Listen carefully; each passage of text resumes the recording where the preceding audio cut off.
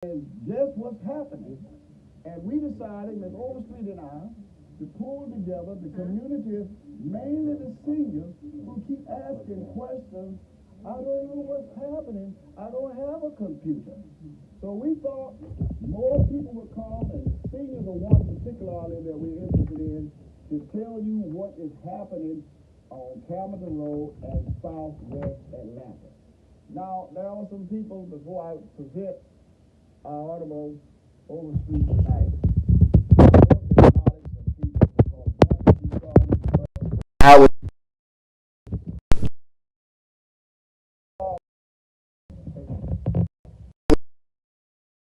the president of the SCLC.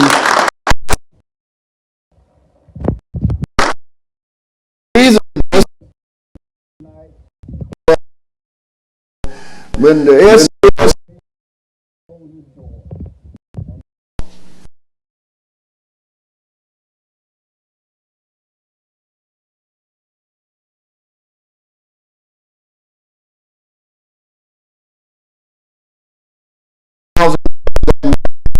paid the lights, cut on the water, and the SCLC has become strong and built a $3 million building as a result of that. And we really played a great role in helping him. He came here twice. And he's here tonight to show his presence, how he feels about what is happening here in the city of Atlanta. I would also like to recognize a young man, Mr. Ricky Brown. Where are you, Ricky? Where you stand? Ricky Brown is also a member of our congregation. The reason why I want city officials to see this young man spent 13 years in prison and came out of prison, a member of my church. He used to be a radio announcer on WAOK, and I missed him. I didn't know what had happened. He got out there in the world selling drugs and got, put in prison for that and served his time. Came back when they were trying to put him back in a little job. And he worked here to save him, and look what he's doing. He has started a program called Next Step Staffing. And actually, so all the men coming out of him, and he trained these young men to go back inside and get a job. That is what the greatest thing I would commend him for. German program, anything to assist him. He came and said something I never forget. I don't know, I just want a job. And that's why we invited him.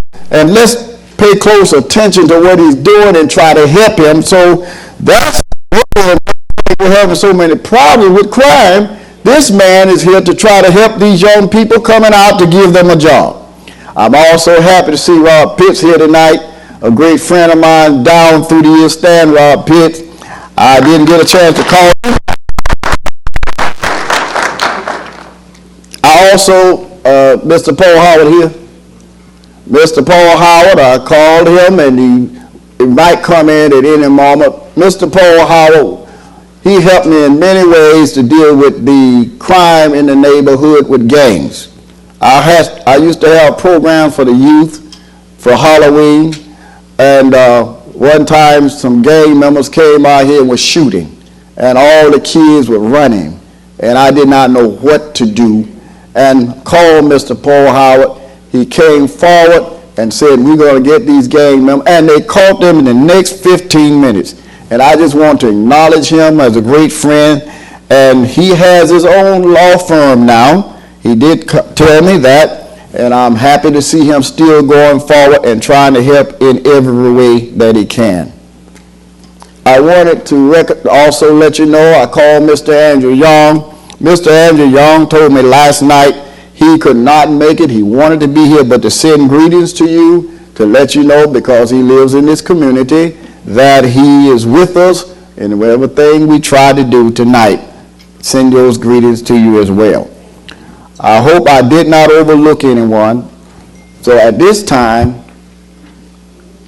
did I overlook anybody else I invite? I did call Miss Shirley Franklin and left her a message about tonight.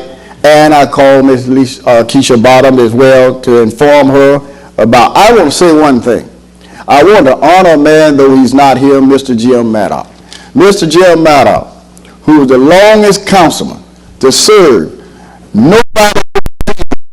And I want to say to him, I appreciate all you tried to do for our community as the longest councilman. I just hope that one day, and I still pray, all of us and honor him as the longest council person that had ever been in office. We don't need to forget him, though he's older now, but I want to say to him, we recognize you for all that you've done through the years. Mr. Bill Campbell, you're in the house. I called Mr. Campbell, and Mr. Bill Campbell said he would be here tonight because Mr. Campbell is a gentleman that really, he's a member of this church, and he was a person that helped to widen Camerton Road, and we were trying to attract investors to come to Southwest Atlanta when we had Fort McPherson open, and we went to him and asked him to open the gate. We were trying to save S&S. They approached me. We will leave the community. We've lost $140,000 because they've closed the gate at Fort Mac. We begged them to open it back, but crime became so powerful. All in that area throwing drugs over and coming into the place, they had to close the gate. But I want to let you know we have been working. I want to also inform you, Mount Carmel Baptist for 20 years have been keeping Camerton Road clean. When you come down, you don't see any trash. The NPU gave me an award for that. We clean it up. I started hiring homeless people, $50 a piece, and got them on the street. And as a result of that, I got four of them to rent a house. They all pulled their money together and were able to rent a house, and all of them stayed in the house. Now they got jobs, and their lives are productive as a result of every day. I pick up trash from Sun Trust Bank through Greenbrier all the way back up to MARTA Station. So when you see this street clean, it's what we paid people to do out of our church funds. I also helped establish the Greenbrier Merchant Association, which because of COVID, we started that because we want to bring the business together. I'm letting you know what the church does in the community. So I believe a church should not be a place where you just gather, but a place where you can scatter. So we need to go out and reach. Now, other reasons for being here tonight, numbers are powerful. When you have numbers, you have power. A leader is no good without followers. If you don't have nobody to follow you, you're just a leader in a lonely land. And that's why we come here tonight for power, to show the community, to show citizens we are together on what we're going to hear tonight from our council people. So with that being said, I want us all to stand for a moment and a word of prayer.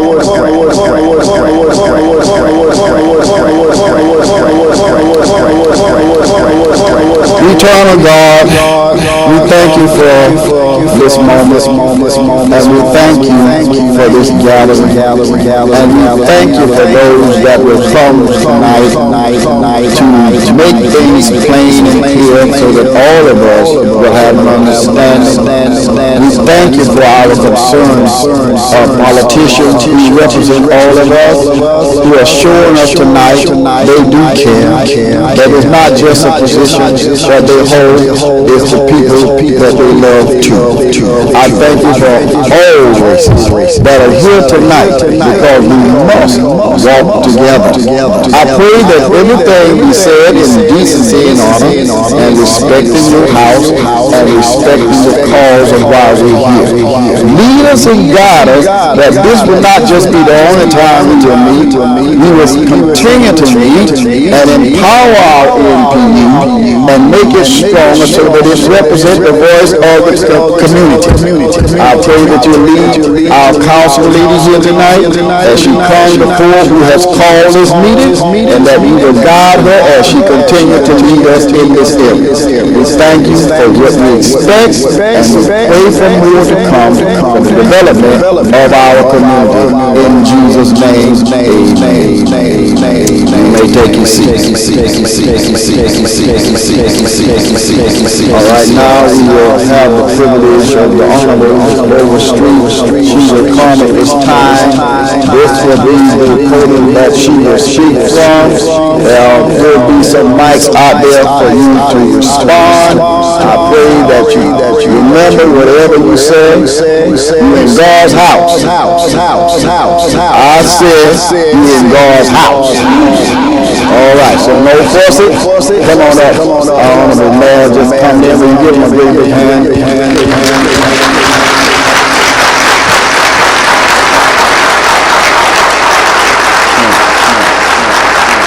Come on up here where I am. I want you to do everything but speak.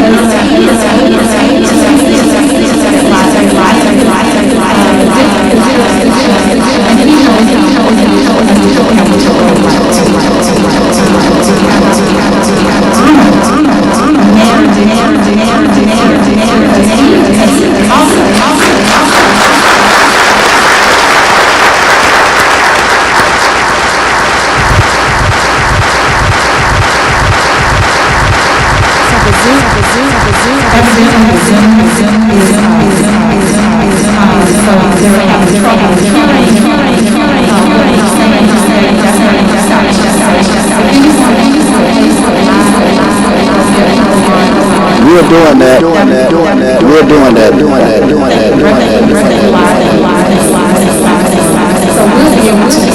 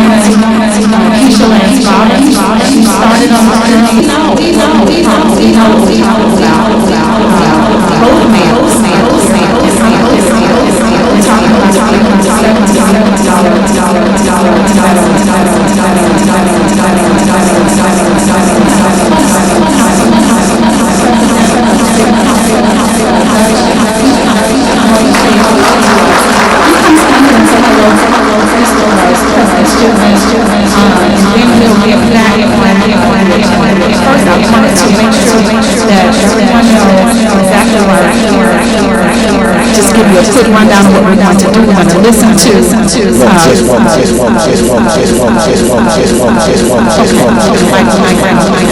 going to listen to Councilmember Boone, Councilmember Waits, and Councilmember Antonio Lewis.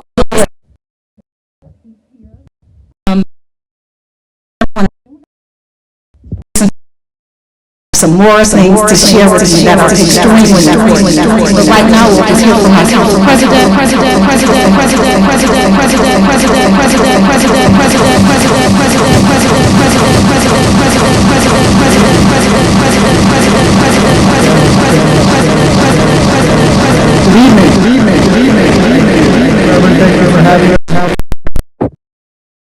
My name is Doug Shiz.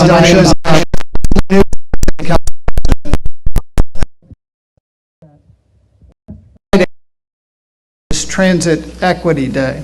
Councilmember Dozier, who is here, had sponsored a resolution, and many of us were taking transit around the city. It's also Rosa Parks' birthday last Friday. And those two things have been linked together since President Ford. We can't let Transit Equity Day be one day. We have to make Transit Equity Day every day. And the future of this city depends on the investments that we make in our transit. So I want to hear, and all of us want to hear from you tonight on what is needed, what is going to grow this community, what is going to drive it forward. Reverend, like you said, what happens on Campbellton Road is important to the future of this part of the city, but it's also important to the future of the entire city. So thank you very much for being here tonight and caring enough to make sure that we get this right. Thank you.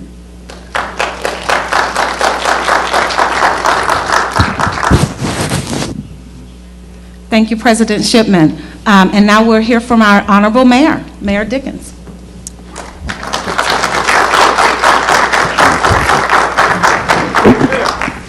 Come on, let's give it up, Mayor. Let's give it up, Mayor. Come on.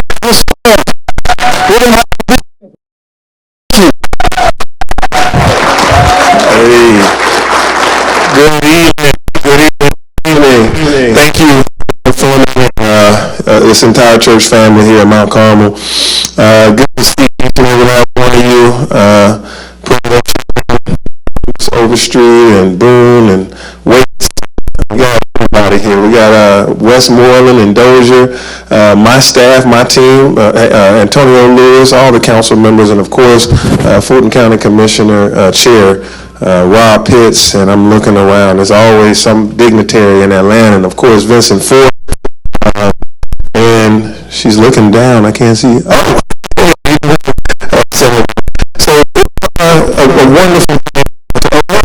School board chair, was that Ishay mask? I can see behind the mask. Okay, Ishay Collins. School board chair about what happened on Campbellton Road. And we all know about what happened on Campbellton Road. So I like to take my position clearly. That way we know where I stand. So when MARTA, I was on the transportation committee. That was around 2015. And Theo, keep me honest on this date of this policy that I passed.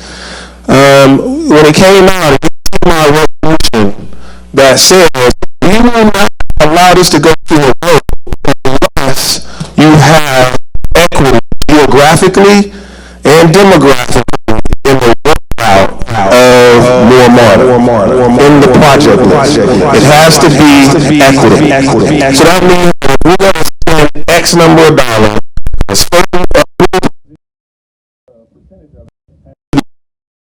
City, because I knew that I didn't want at the end of the day for all tax dollars to hand this over one project, or and those projects geographically spread around. So I passed a policy to make sure that when this day came, we were prepared for this day to be able to say, no matter what anybody thinks, equity has to be in the plan. So that's why I'm not worried about what's going to happen. We're going to get a full $300 million of investment in Tampa or the road corridor. I'm not nervous about that at all. I'm nervous about it for about 3 reasons.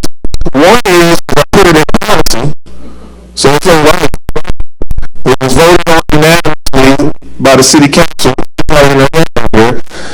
She's got $300 million or so is going to be spent right on this corridor. I got it in policy.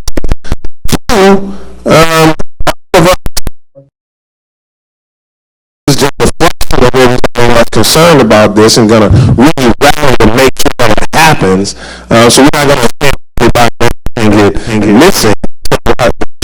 And then 3, I just so happen to get the mayor care about it. So those 2 things kind of solidify in my mind that we're gonna get our fair share. That means that to make sure it happens, you know, like they say, you know, what's the saying about you know, in the Lord first, right? You still come to church, but you're supposed to, you know, leave it out there and, you know, trust in the Lord. So it's strong that we do it right. Those things we still got to carry out the process to the end zone is hit, right? So the other part of this is still an obligation among us to be clear about what we want. And this is going to be the first of the conversation we have to have ourselves as a community. We spend a lot of time telling people what we don't want and what we don't want to have happen to us. But I want us to be very clear about what we want so we can have marching orders in the right direction. For me, if we get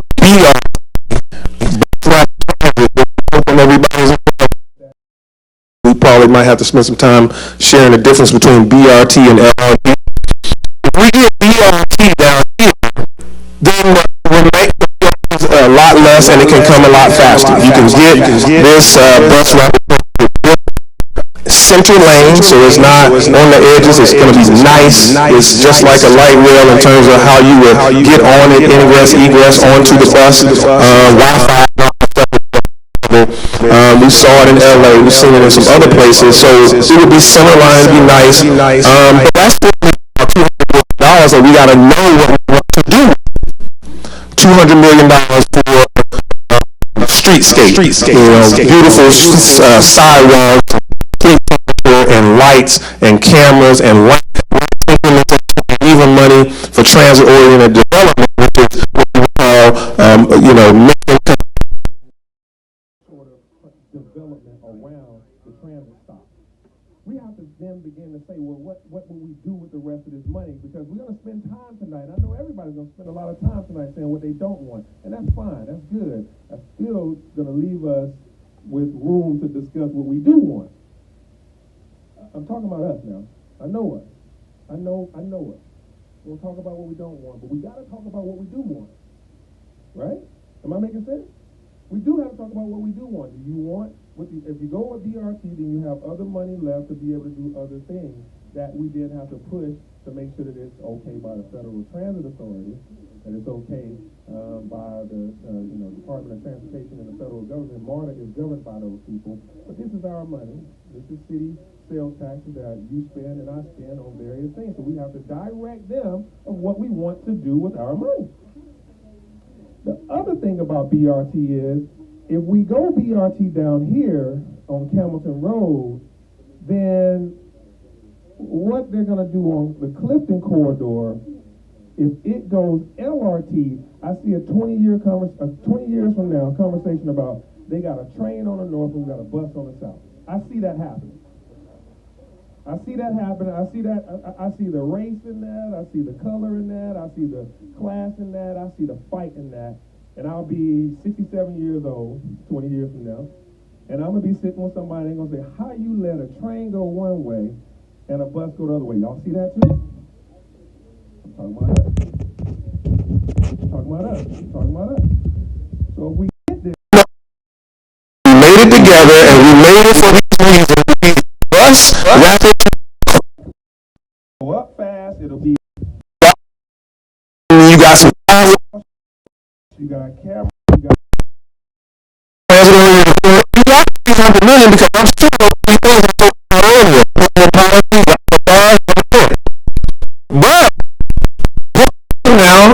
got a train. We're gonna have a fight.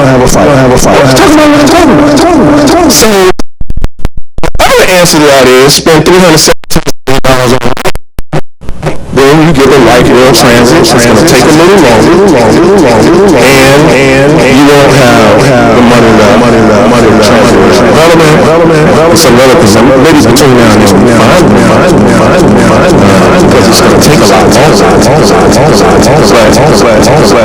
That's the end of it. That is what it is. Light rail, you got a train. They'll have a train up there to be equitable and equal. You can still be $300 million. We have a train. Development opportunities for the lights, for the cameras, for the big sidewalks and the street furniture and all that other stuff. So that's where I stand. Is that clear? And so then we have to talk about, what do we really want? Is it that we want a train, a light rail? Because I know we want something out here to get people to work to the central business district faster, because Campbellton Road is a highly used MARTA route, but it's the longest ride. It takes you 40 minutes or so to get from Greenbrier to downtown by going to Oakland City Station and then getting on. It's a long ride, but if we get rapid transit of any kind, bus rapid transit, light rail, and by the way, I want to say this, and this ain't a campaign no more because I'm in and we're all in, but the first portion of this was all about the Beltline. Mayor Bottoms and me were both on the transportation committee way back when, and we both said we need to make sure that we get transit down to Campbellton Road, down to Greenbrier. I said, okay, this was her district, and when I said, let's go, and I was the post 3 at large, I said, let's go, let's get it done. We legislated it in and said also this Beltline rail, this Beltline rapid transit also must go down to Southwest Atlanta.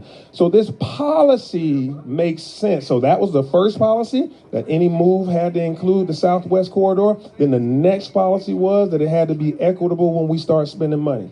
So I'm pretty clear about how policy manifests itself, a few years later, and what I think, we can see the benefit of. But now it's still us that got to make decisions on what we want. We got the groundwork for it, but now we got to make a decision. LRT versus BRT. BRT comes with this, gets done faster, but it also leaves you with some people not feeling that it's the same mode, that it's exactly the same, that it feels the same.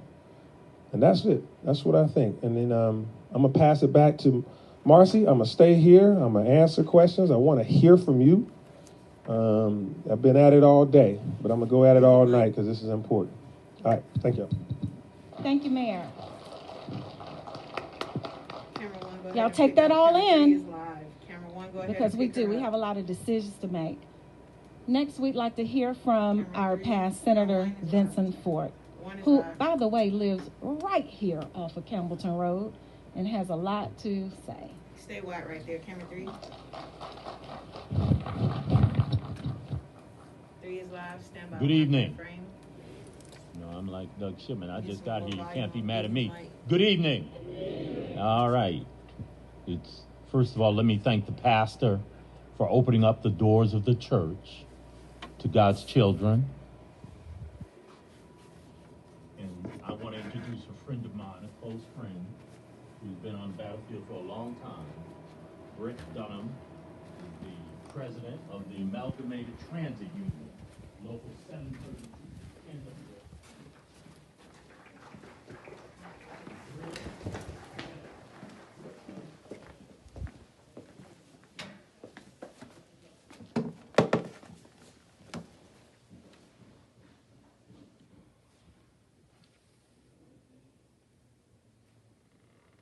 That man right there. Let me just say this. What I want to do, first of all, is tell you what this evening is not about. Because all on social media, there have been urbanists. Social media talking about, well, do something about Campbellton Road sidewalks. Now, that's crazy. Why? Because when I fought like a dog to get sidewalks from Dodson to Ben Hill, wasn't nobody there to help me except Sherry Williams Give Sherry Williams a round of applause. Raise your hand, Sherry. And we thank Councilmember Overstreet for working with us to get a mile of sidewalk so children don't have to walk on the road going from the apartments to the library. So we appreciate that. This is not about sidewalks at the end of the day. And this is not about politics, although there are a lot of politicians in the room. I've seen more politicians per square foot than I've ever seen in my life in this church tonight. And you know what? That's good, because they make decisions. But we want them to do what? Come back. We want them, let this not be a one-off. Come down here to Carrollton Road, a forgotten street, Southwest Atlanta. But let me tell you this. You heard what I said, Pastor? It's the truth. Now, what this is about tonight is promises kept. Promises made and promises what? Kept. And it's a very serious issue. It has implications for a long time, because this part of town has been forgotten for a long time. And the politicians and the community have a lot to win or what? Lose. Because will we ever believe the politicians again if we don't get fairness and equity? I'm asking, will we ever be able to believe them again? No. I'm going to tell you some history that you need to know. You know how we got that Bankhead station? It wasn't because politicians wanted it, but the community wanted it. We beat the referendum for MARTA the first time because it was not what? Fair and equitable. The second time around, we said we got to get more. What did we get? The Bankhead station. And when they were building it, Britt, you know this, they tried to break that promise. They said, y'all don't need no station now, 20 years later. But guess what? We said, no. Promises what? Kept. And guess what? Now Microsoft loves that station. They say it's part of the reason they're moving to Atlanta, because they'll have what? A MARTA rail station nearby. Promises kept. And I'm not going to go into all the details, but I want you to stay tuned tomorrow. Go on my Facebook page, because I'm going to tell the whole story about why we're here and who's making money and who isn't making money on this deal. I'm going to tell some of the truth tonight, but I'm going to tell all the truth tomorrow. For Atlanta. Make sure you get on it about 3 o'clock tomorrow afternoon. But the bottom line is this. Emory is getting a train. The Beltline is getting the train. And some folk on social media say, you take the BRT. And then I told them, I said, hold it now. Why don't we put a BRT on the Beltline? Why don't we put a BRT out to Emory? As opposed to taking it from a black community, working class black community. Let's be clear. If the truth matters, we have to say it. Emory is a large white institution. No, I ain't going to be careful. I'm going to tell the truth and shame the devil. Hello? Emory is a large white institution. And the Beltline don't go nowhere near Hamilton Road. I walk Hamilton Road. I walk them sidewalks I voted for. I fought for. I stayed 2 blocks around the corner. I love this neighborhood. And for people to come along, get us to vote for something, and then pull it back, bait and switch, that's a shame before God. And the bottom line is this. Mr. Mayor, you got to vote next year, don't you, in March, on a T-Splosh or something? Let me tell you this. If they lie to us on this, if they don't keep their promises on this, somebody's going to have to start a campaign to beat that penny tax in March. Listen to what I'm saying. You can applaud. That's all right. Why should we believe them in March when we can't believe them now? Taking money out of your pocket because you thought there was going to be light rail. I've ridden light rail, and I've ridden BRT. Fact of the matter is, light rail is what? Faster. It's faster. I've taken the bus from Oakland City down to Greenbrier. I've taken the bus from Oakland City down to my street and walked up 2 blocks. Stayed 2 blocks off of Hamilton Road.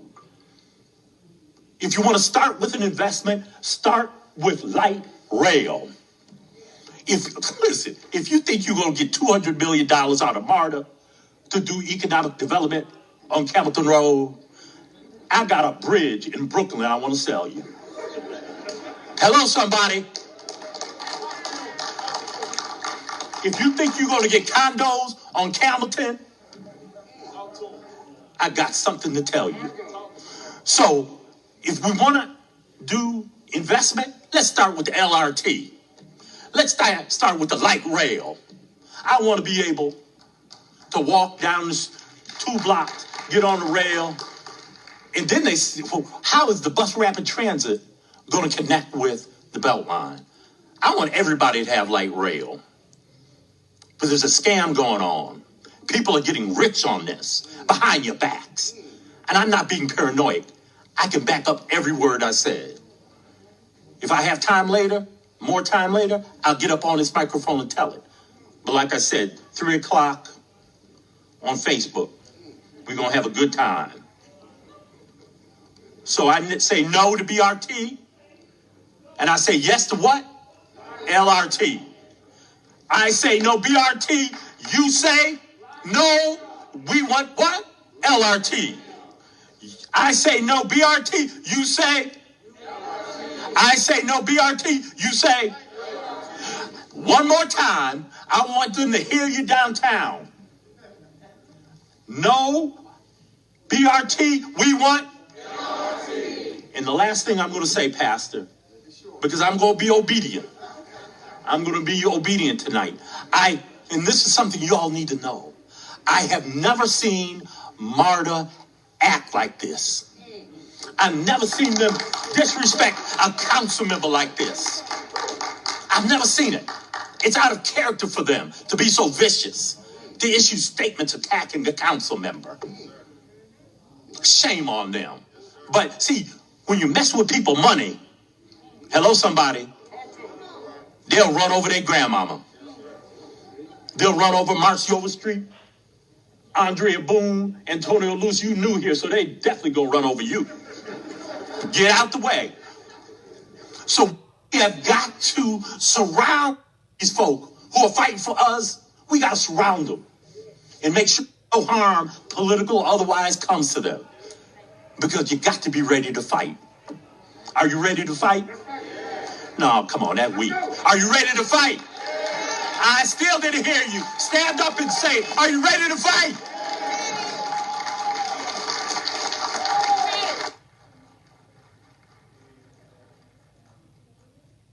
Thank you, Senator Ford. Okay, so next we're going to have our freshman council member, Antonio Lewis. He doesn't act like a freshman.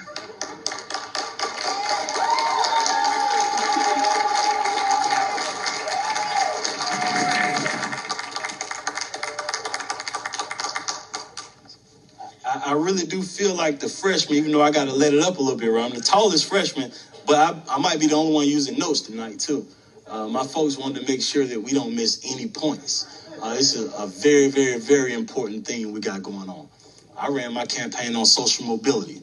I know that once Cleveland Avenue, Hamilton Road, and Cascade get what everybody in Buckhead got, the city going to work a little bit better.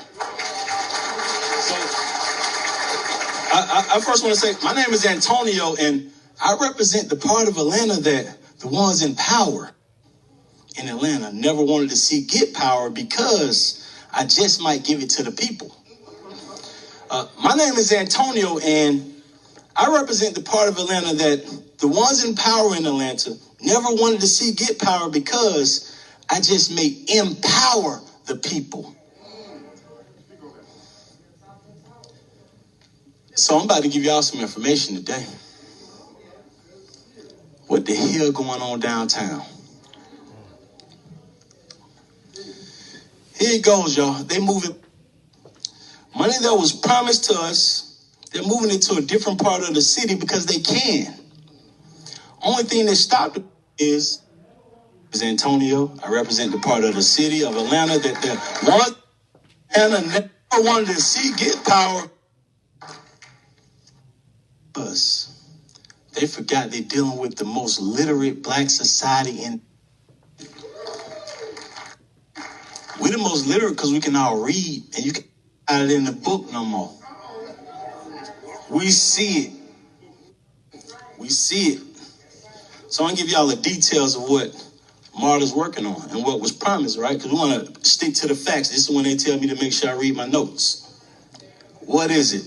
Senate Bill 369 authorized the city of Atlanta to do a half-cent tax for MARTA.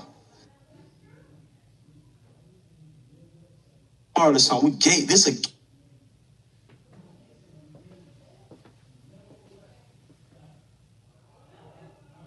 No, we gave them something, right? This is what we asked them to do. All this came from their website when they're playing what we gave them. Because we don't keep saying we gave them something. It never would have happened without our esteemed mayor. I'm so honored to call him mayor. Without our mayor, without the folks from the South Side saying we want some equity, we want some social mobility. Because I was DMing him. I was smart. I was DMing our mayor, telling him we want some social mobility. Quit forgetting about us. That's what I was telling them. So they signed this contract this got signed in 2016. They started collecting it in 2017. So it's about 5 years ago. Y'all want to know when this expires? 2057. We're giving them money for 50 years, man. You got to know they're getting this for 50 years. This ain't just a 5-year thing. 2057. Want me to tell you how much money they thought they would get on that deal, the whole 50 years? They thought they would get between $2.5 billion and $3.5 billion. I heard they got more than $2 billion already. But I'm a council person. Why am I talking about what I heard? Well, I don't know. How am I going to give you the information if I don't know? We even asking them what's going on. So I'm trying to see why I don't know. So I then researched that I got to go to Georgia State University Fiscal Research Team and the Georgia Department of Revenue to get an explanation of what projects whenever they change it. I want to make sure MARTA went through that process whenever they changed the process from what they originally said. MARTA then provided projects to the city of Atlanta. Because before we gave them this money, we asked them what they gonna do with it. We asked them plain, we want you to black and white. This is black and white. So when they called me a liar today, my grandma ain't raised no liar. When they called Councilmember Overstreet a liar today, I don't think she was lying when she told me what was going on. In black and white, we asked them, because I know Mayor Dickens told him, I want to see what you're going to do with this money. That's why I just put that together. You said, what you going to do with the money? So we gave them a few months to come up with what they want to do with the money. But we gave all deadlines. I want to talk through deadlines, right? So May 31st, 2016, we vetted something that they gave us May 16th. So we vetted it for about 15 days, right? We asked them for their final list by June 20th of everything they said they're going to do. Everything. We didn't want to leave anything up for chance, right? And then by July 31st, they gave us the list. Do y'all know what the number one project was on that list? The first project? Calmerton Road LRT 5 miles. $317 million. That's what it said. That's what it said. So what we talking about, what we said, right? Let me keep going through because they want me to read from the notes. I'm from Cleveland Avenue, so I believe in your face card. I like going to the barbershop. My face card got to be clean to go into the barbershop. I enjoy going there, right? I believe that we made a deal in good faith with MARTA. I think they either forgot what they said or they outright lied to us. Then they called me a liar. Imagine that. What kind of Trump stuff is this?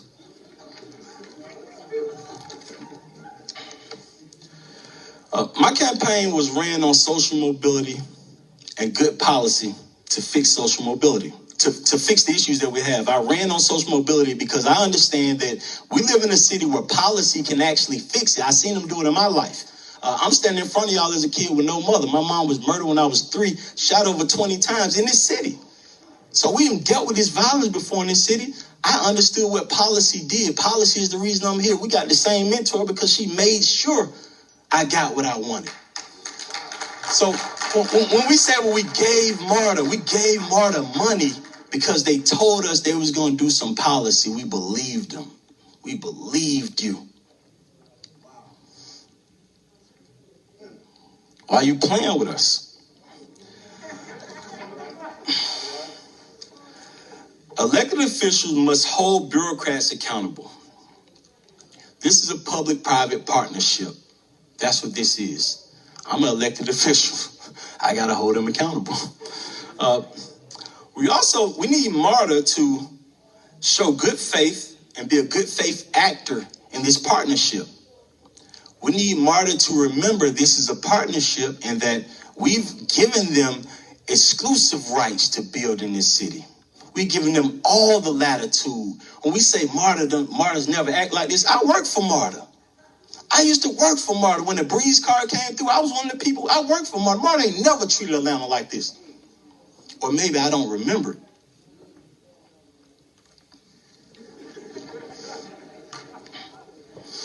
So we need you to remember that we can create new partnerships. So I'm new to the council, but not new to living. I don't do business with people I can't trust. Right now, MARTA, we need you to fix this relationship. Once again, I want to say thank you. My name is Antonio Lewis, councilman from Cleveland Avenue. Once Cleveland Avenue, Calverton Road, and Cascade look like Buckhead, Atlanta gonna work. Watch it.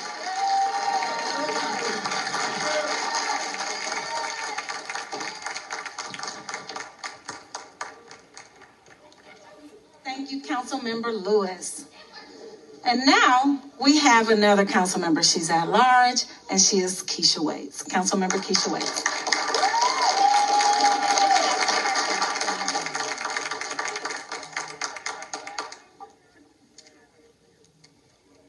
Greetings, everyone, and thank you for coming out tonight. I am also a freshman on the Atlanta City Council. I want to recognize my colleague, Councilmember Michael Julian Bond. I think you're in the room somewhere. Thank you for coming, sir.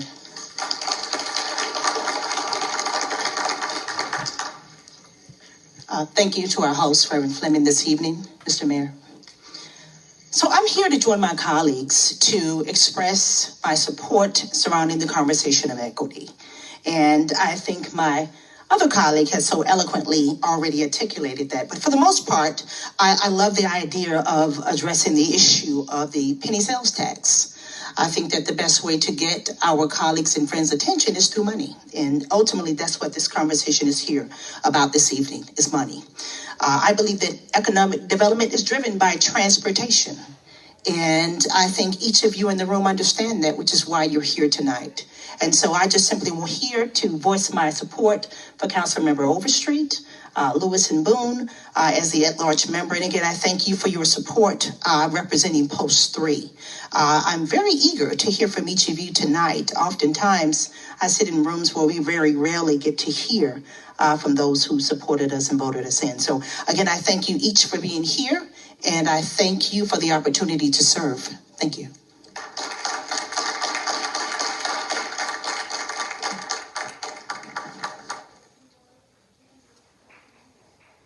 Thank you, Councilmember Waits.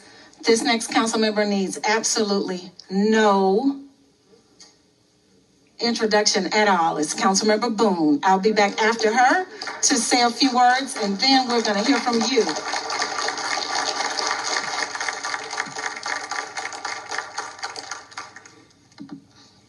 Thank you, Councilmember Overstreet. Thank you so much.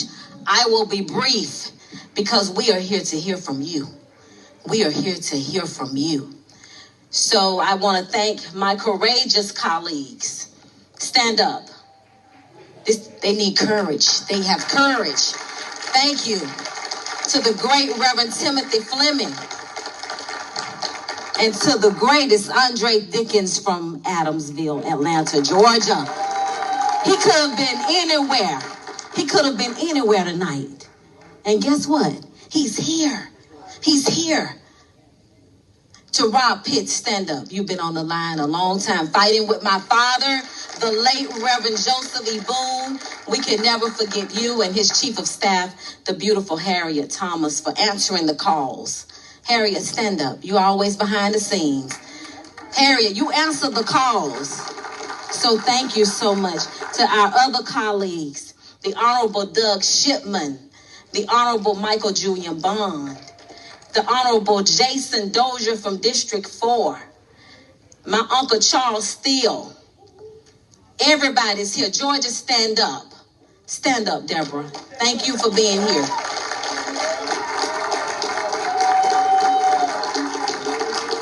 Did we miss anybody? Senator Horaceena Tate, whose father was the first black man to run for mayor in Atlanta. Stand up, Horaceena. And her mother, Virginia Tate. Stand up. Attorney Griggs. Oh, Attorney Griggs? Gerald Griggs. And I just want to recognize these people, because without them, there will be no us. See, without them, Aaron Turpo, who taught me how to run campaigns, with C.T. Martin. We have lost one yet. Fanny Cumberlander, and I could just go on, but without you all, there will be no us. Senator Ford, Derek Bozeman on the phone late at night. Marcy been burning his phones up. Marcy Collier Overstreet has been burning the phones up. But I just want to say thank you, Reverend Fleming. Thank you for everything. You've been on this court a long time. Fighting. Thank you, Mount Carmel. Because without Mount Carmel, there would be no us. So we want to hear from you now. We're here to hear from you. Again, we can be reached at 404-330-6055 and 404-330-6054. Antonio, what's yours? 330. Keisha, what's yours? 6053. Call us and we'll be here. But now we want to hear from the people of Atlanta, Georgia.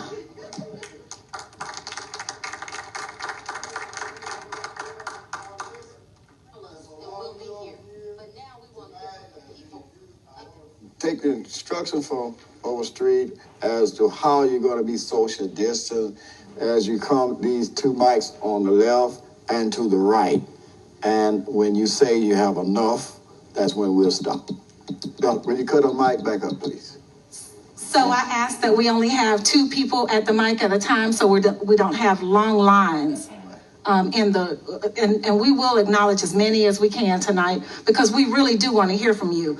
But before we start, I did want to leave you all with a few facts. And you'll find these facts also in the packets that we made for you all. I want you to pay very close attention to a page that looks like this, because this is what we've been speaking of. See, what we're talking about, you guys, it's not hearsay. We're talking about facts.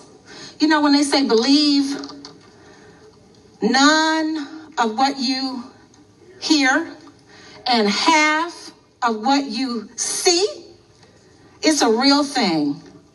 Because there's a video out with me talking about how much I love BRT. And guess what? We were in LA. I loved BRT. I thought it was absolutely beautiful. But what I didn't say, not once, was that I did not want the full $317 million of investment on Campbellton Road. As a matter of fact, I made it clear over and over and over and over again that if BRT, then what? Just like the mayor, and then if LRT, then what?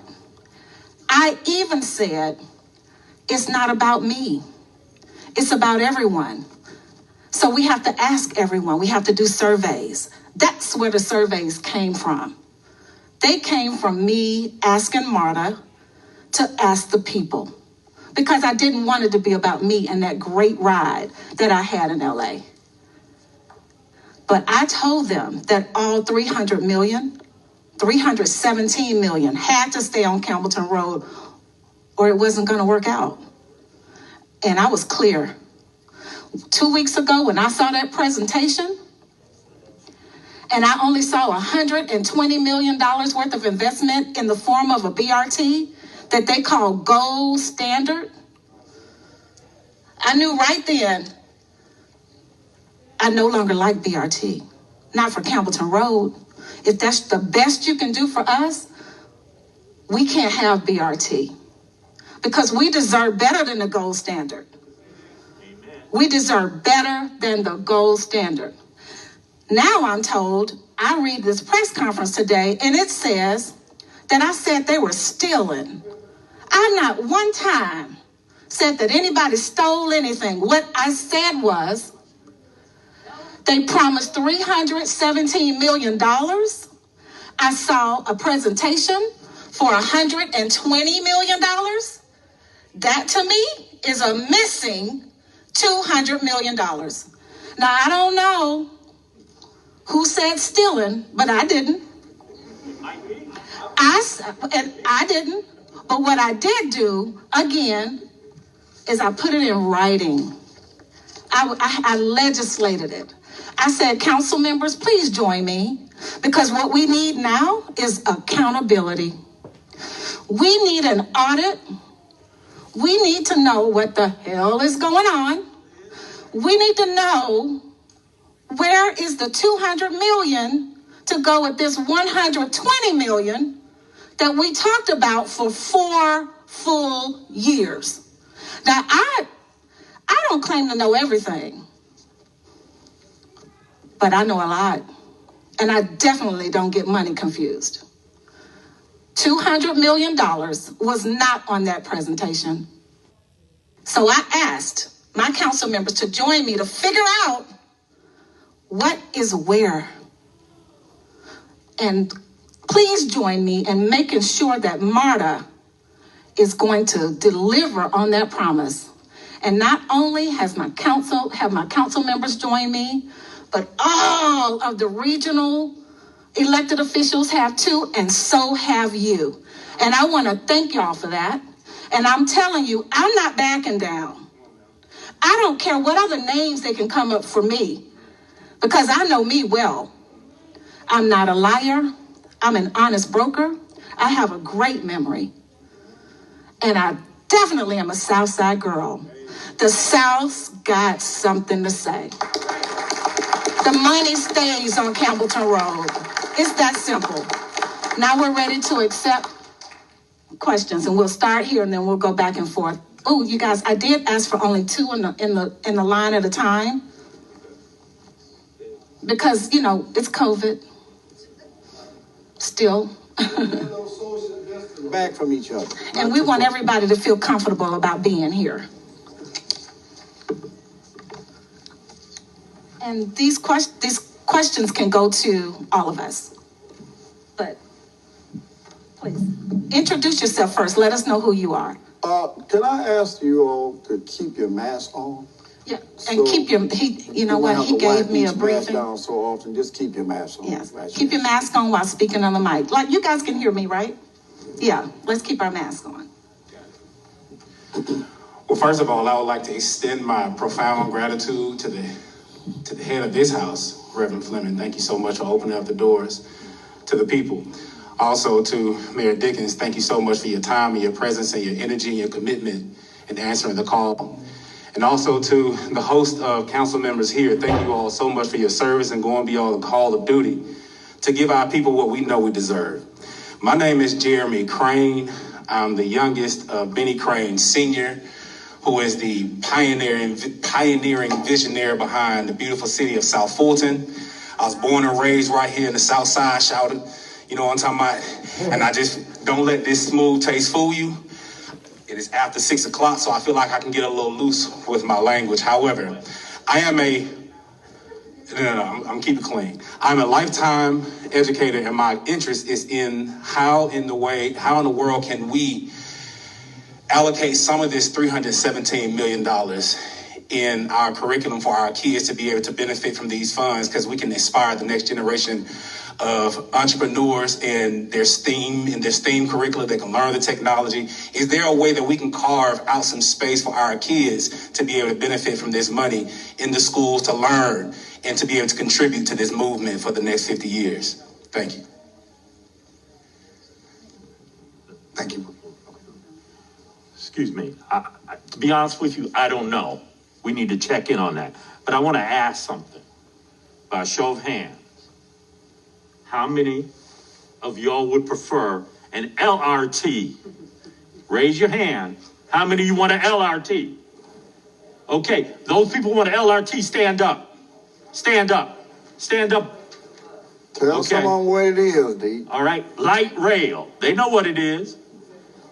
Okay. All right, take some pictures of this. This is real. This is real. You politicians, sit down. Okay.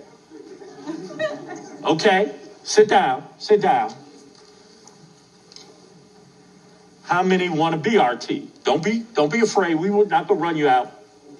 How many want a BRT? Raise your hand. Stand up if you want the BRT. If you want a bus. No, they ain't scared. Ain't nobody in here want it. Nobody want it. Let me tell you this. Learn something about democracy. The majority what? Rules. Well, thank you. We're going to go over here now. 2 minutes, please state your name. Land back, my name is Ghazi. I'm the Commander-in-Chief of the Black Hammer Party.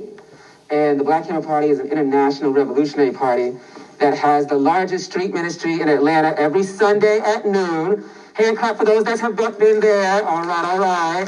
Yeah, it's pretty big, you know. That's what she does. She does great things.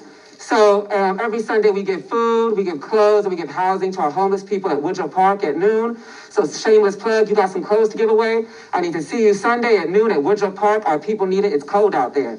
Any which way, not only am I the Commander-in-Chief of the Black Hammer Party, I'm also an AT alien, okay? And so, you know, I have a long relationship with Miss MARTA. You know, the first time I was on Miss MARTA, I was 4 years old, and I was really excited because I was on the train, you know, it was moving fast, and I was like, this is great. Oh my gosh, I love MARTA, I love the train. But the longer you have a relationship with something, the realer it gets. Ain't that right?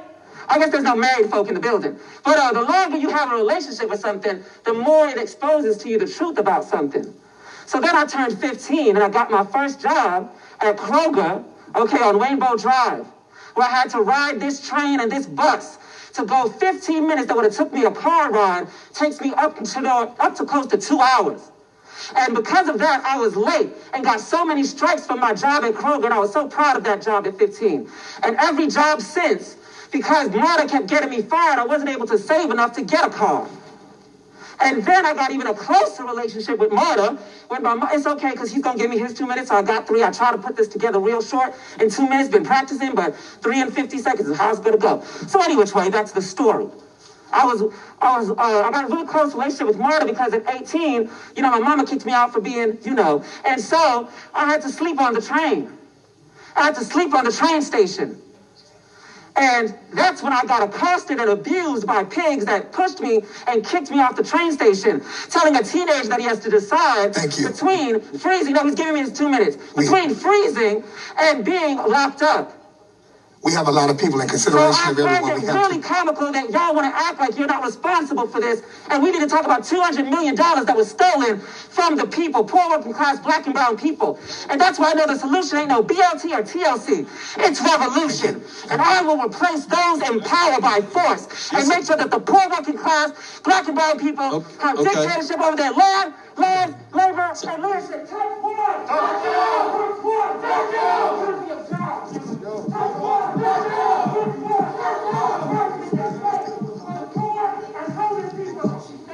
Solid business. And that's how passionate folks are on the southwest side about making sure that every single dollar is spent over here. Every single dollar will be spent over here.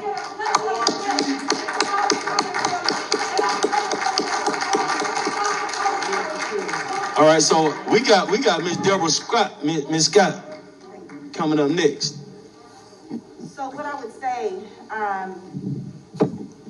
This is really a shame that we're here, because we really should be here talking about what the train is going to look like and where the stops are. Reverend Fleming, we were in the community room years ago talking about the interchange that you've been trying to have fixed almost 10 years ago, and you still haven't gotten that, I know. When the survey went out in 2016, Georgia Stand Up got involved because only 60 people had answered the survey. And so we started going door to door. We started going to the MARTA stations and asking people what they wanted. And what they said they wanted was light rail. So we helped to get this passed. And what you said you wanted was light rail. That was what you said you wanted. So I see we're in this wonderful church, and right above us says, I can do all things through Christ which strengthens me. All things. And so there's two kinds of power. There's organized people and there's organized money. And I submit in this room you have both. So if you want light rail, demand light rail. Make them give you what you want. Make them give you what you earned. Make them give you what you voted for. This is not just America. This is Southwest Atlanta. You are in the middle of the epicenter of the universe right now. Georgia is in the middle. Atlanta is in the middle. In the middle of that is Southwest Atlanta. You control the politics here. Fix it. Somebody messed up along the way. Fix it. That's the message today. Fix it. We want light rail. Fix it. We want light rail. Fix it. Fix it. We want light rail. Fix it. So we're going to give them time to fix it, Mr. Mayor, right? Because they're going to fix it. So if they say it's going to take 10 years to make it happen, just settle for this. We've been waiting all this long. Give us what we want. Give us what we voted for. Remember, there's another election just around the corner and another one right after that. The people of Atlanta elected presidents, elected senators, and we will take you in, put you in, and take you out. Thank you. So the people of Atlanta have said they want what? Light rail. Light rail. Light rail. Be clear. Don't get confused. BRT is great some places, but on Campbellton Road, you said you wanted a train. You didn't say you wanted a bus, you wanted a train. So demand that, stick with it, negotiate. Negotiate. You're a great negotiator because you build circles. So I know you're going to bring some circles around in here. So we're circling around this whole southwest corridor, and we want the sidewalks. We don't want the gas station. We don't want the liquor store, and we want the train. Thank you so much.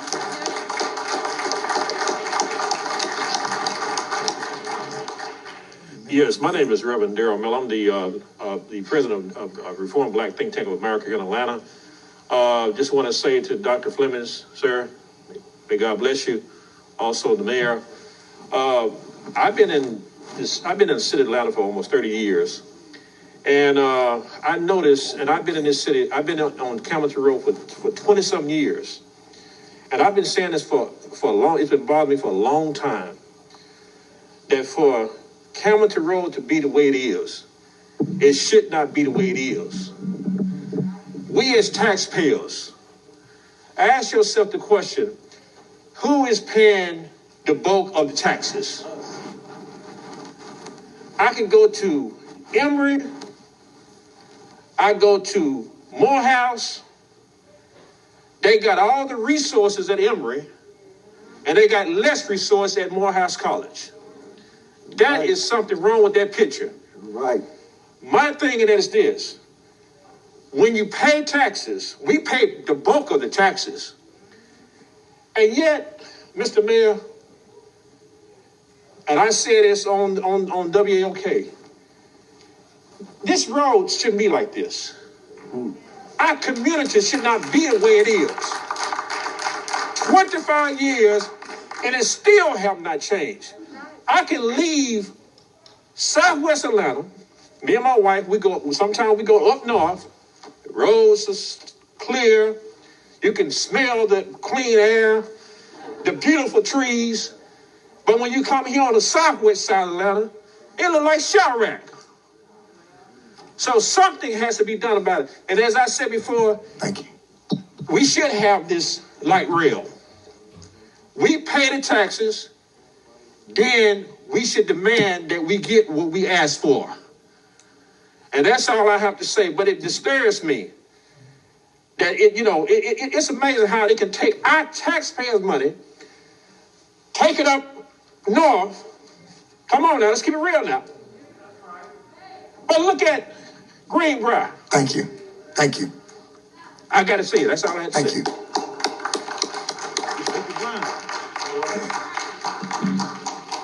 First of all, I want to say, giving honor to God, who is the head of my life, and the pastor of this church, who is my pastor, Reverend Timothy Fleming. I remember when I came home after serving 13 years in prison, the Halfway House told me, said, listen, you got 2 weeks to find a job. If you don't find a job in 2 weeks, you're going back to prison. Because of Reverend Fleming and this church and this community, Reverend Fleming called the Halfway House and said, send him over here. I'll give him a job. And when I think about what's going on right now, and I want to say to the mayor, man, I love you, man. And I just look forward to the things that you bring to this city. And a lot of the young people who I help, they respect you, and they're looking forward to change in this city. I just simply want to say, there's got to be somebody that we got to point fingers at. We can't, it's like we're talking, we don't know who we're talking about. I'm just being honest. It's like I remember when I was in the streets, if I got robbed, I know who robbed me most of the time. So we need to know who robbed us. It reminds me, and it's freaking me out because we're in Black History Month. And it reminds me when we go back into the history, not only of this city, but of this country. It also reminds me of the speech that Dr. Martin Luther King said in 1964. He said at that time that America getting the black folks a bad check. And that check had come back marked insufficient funds. There you go. There you go. Now, I don't know about y'all, but I'm a fighter. So we're going to cash in that check because it came back and it bounced. So we want to cash in that check on behalf of the people of Southwest Atlanta. There you go. Say no more. Because I voted. I don't care if it's but a penny. That's my penny. That's my penny of every dollar. And I want my money to go to this community who helped me when I came back home and nobody would help me. Thank you. Let's wrap it up. Thank you. God bless y'all. Appreciate it. While we have a second, I just want to thank Commissioner Natalie Hall for coming also. Want to make sure everyone knows who's here and participating.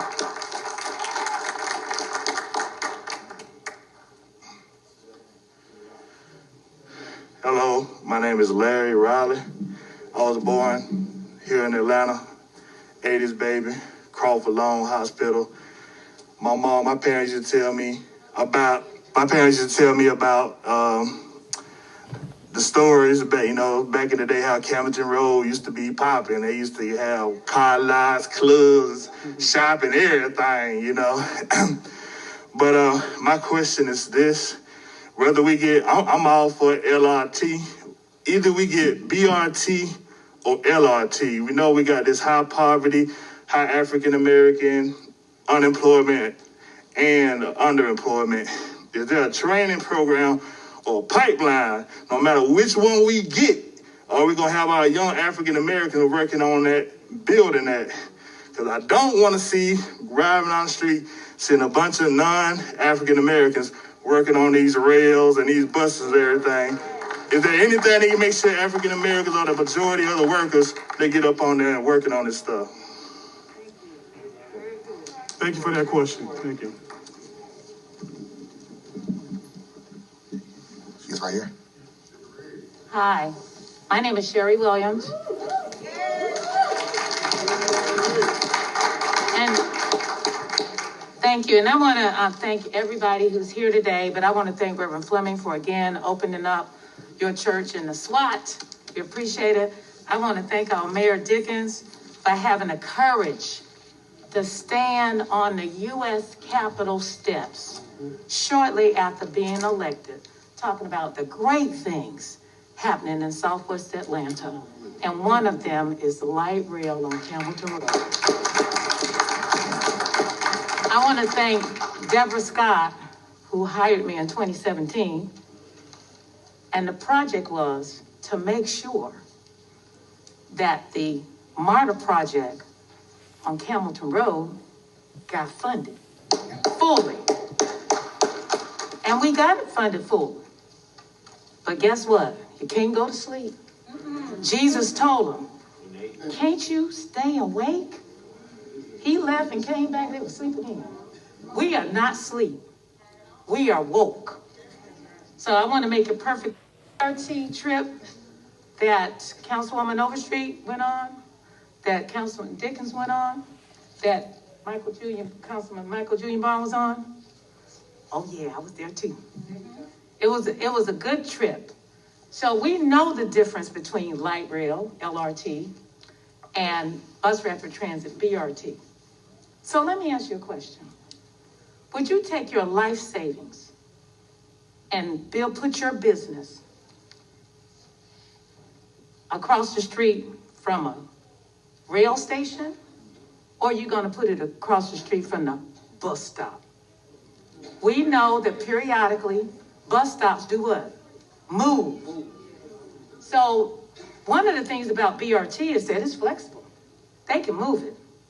But guess what? In our community, they keep doing what? Moving everything. So when someone buys a house, get a job near the bus stop, then they move the bus stop. I mean, what are we only 3 people riding the bus over there. Well, maybe those 3 people are the ones that need that to get to work. So we need to figure that out. I want to tell everybody on the planet that the number 83 Campbellton Road bus has the 2nd highest ridership in the entire MARTA system. Not just in Atlanta MARTA buses, it's across all 3 counties, Clayton, Fulton, and DeKalb, and the city of Atlanta. Pre-COVID, almost 5,000 people, including myself, rode that bus. So if we have the 2nd highest ridership, oh, and did I tell you that 70 to 80% of the people that ride the number 83 don't have access to a car? And that's 5,000 a week. 5,000 a week. So we have earned the right to ask for and receive with our tax dollars, like. Thank you.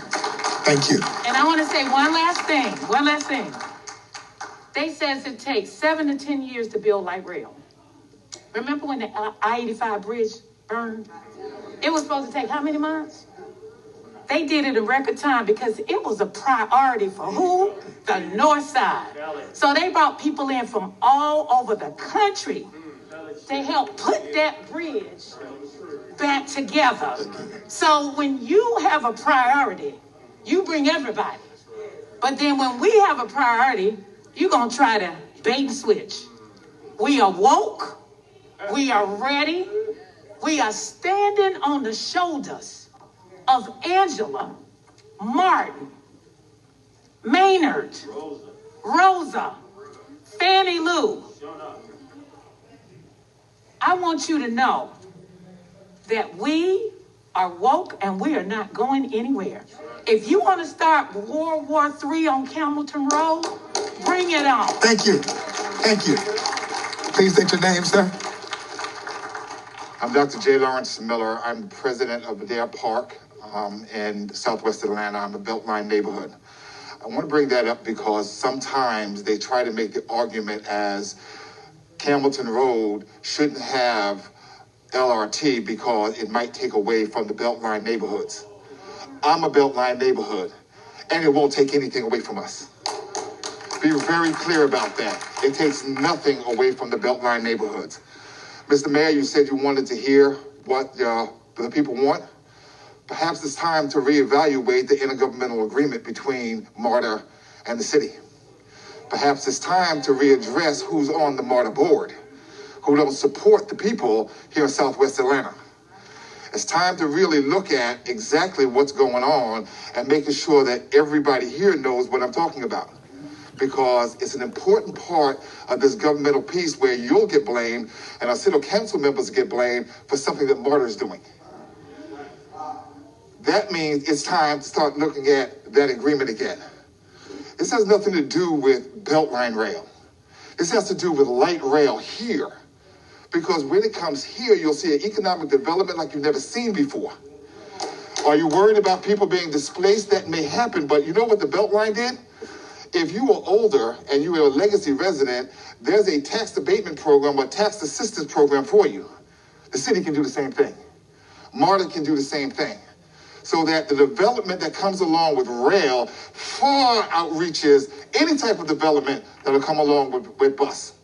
So I want you to know the Beltline neighborhoods stand with Campbellton Road. This is important. Mr. Mayor, that's your answer. They want it, let's make it happen. Thank you. Hello, my name is Mona Muhammad. I'm 26 years old and I'm a small business owner inside of Greenbrier Mall. And for 26, my biggest goal is my community. And if it wasn't for my community, I wouldn't be who I am today. And a few things would be, of course, beautifying, educating, empowering, providing resources and opportunities. And I feel like this train would bring a lot of resources and opportunities to the community, as well as adding value to the community. And Route 83, at this little research that I did before I came, it has 4,000 people daily or weekly from what I've heard. And transportation justice is the equal access of all people to the transportation they need for a better quality of life. And all of these people that are using the bus system is to get them to work, to give them the job opportunities that we really don't have within the community. I grew up here in this community and I've heard so many stories about the old Campbellton that I don't know of. I know this Campbellton essentially because it's a dead Campbellton Road, Greenbrier Mall. Since I've been in the mall for 3 years, I've heard so many stories that I never believed. So many things such as the movie theater downstairs, restaurants in there, so much history that I would not have known if, I know that. So much history that I would not have known if I wasn't a tenant inside of the mall, and it's the senior citizens coming in there thanking me for bringing something of quality to the community. And I feel like this train will bring quality to those that are using it. And this community needs luxury. I opened my business because we do not have the luxury of a lot of things within our community. We spend a lot of our money yonder. And I don't know why. When this area is what essentially built Atlanta, growing up, my dad would tell me, oh, the mayor lives there, the mayor does this, and seeing the mayors now, they all grew up in the community. I feel like because of where I was raised, of what I've seen, the people that are around me, I feel like I could do anything, and that's because of this community.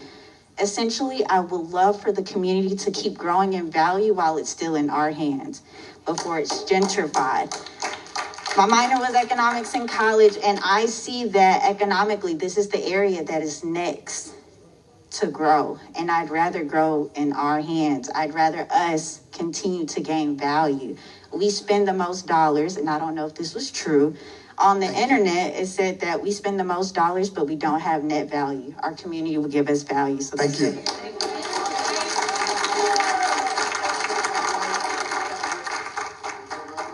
This evening. Now listen, I want you all to know this. Lisa Borders, when she was in council, when Shirley Franklin and John Lewis and even Jesse Hill and David Scott met in my office. Are you aware that this is the last piece of green space in Southwest Atlanta? Campbellton Road? The last Cascade and all is maxed out. This is the last piece of green space in Southwest Atlanta. Don't forget that. Okay. Thank you. To the right. Thank you, Reverend. My name is Scotty Smart. I'm an activist and organizer, and I'm a son of Campbellton Road. I went to Continental College Elementary School. I went to Bunch Middle School. I grew up at Adams Park every Saturday. And as we see Atlanta develop, I can drive down Campbellton Road and it looks exactly the same it did 20 years ago. Everywhere else in Atlanta, you see sky rises and opportunities, but they're taking that away from our community. And I work now as a community activist in community development and criminal justice reform. And a lot of times, and I work over at Georgia Vocational Solutions on Ben Hill Road because I want to empower this community. So what we do is we take people who are convicted felons and get them better job opportunities by certifying them in forklift licenses and things like that. But the most common question I get from them is, do y'all have a transportation for us to get there? You have people who are trying to do better with themselves, but don't have an opportunity to take advantage of because they don't have the opportunities presented to them. So I want to say thank you to all of the politicians in here for really standing up for this community and making sure that this community is heard because we're so often overlooked that I've made it my life's work to develop Campbellton Road. And so when I look at this, there's a couple questions I have because it was one of my first times hearing about it. But first off, it says only 938 people in the neighborhood were surveyed. That's definitely not enough people. So that was the first thing I saw on here. And the second question I had was about the routes. I'm still, like I said, listening and trying to understand what's the best outcome for the community, which most do feel like it's light rail. And I remember Andre saying that excuse me, the mayor. Sorry. Excuse me, sir. Still getting used to that one. But on the transit bus line, earlier he stated that it takes 40 minutes to get from Greenbrier to Oakland City. It doesn't say what it would do in the development stage or how that would change that time frame. And it does say that the 6 mile route would be 16 minutes on the light rail. So if you have cut a third of the time in half to get to a certain position, then that automatically will allow you to get to work a lot faster. So I'm just still looking at the dynamics of how it weighs out, but we do need community development in this city and right here on Campbellton Road because it hasn't changed in at least 20 years. Thank you. Scotty, thank you for promoting this event today like you did. We saw what the numbers did when you put out that post. Thank you.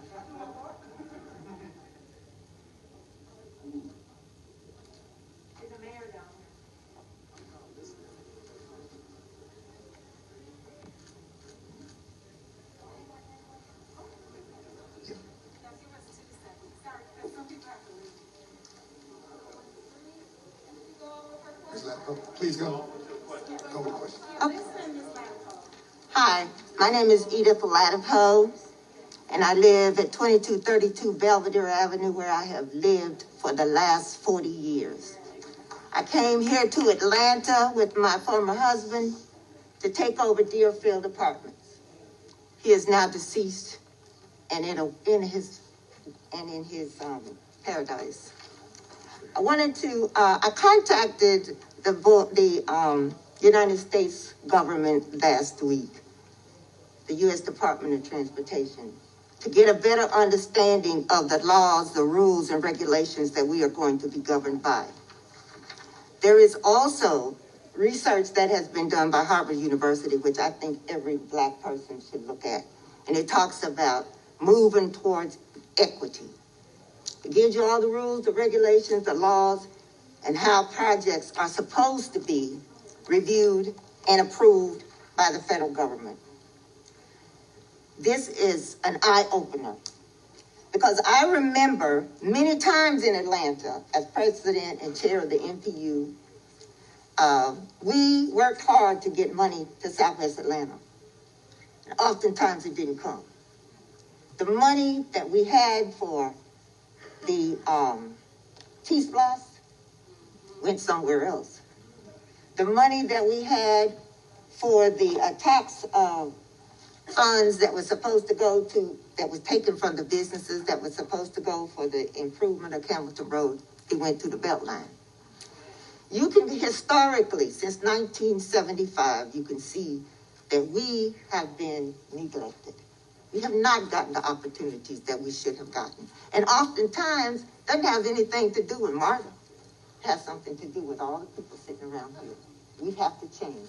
We have to be better about managing our money and getting money into our community.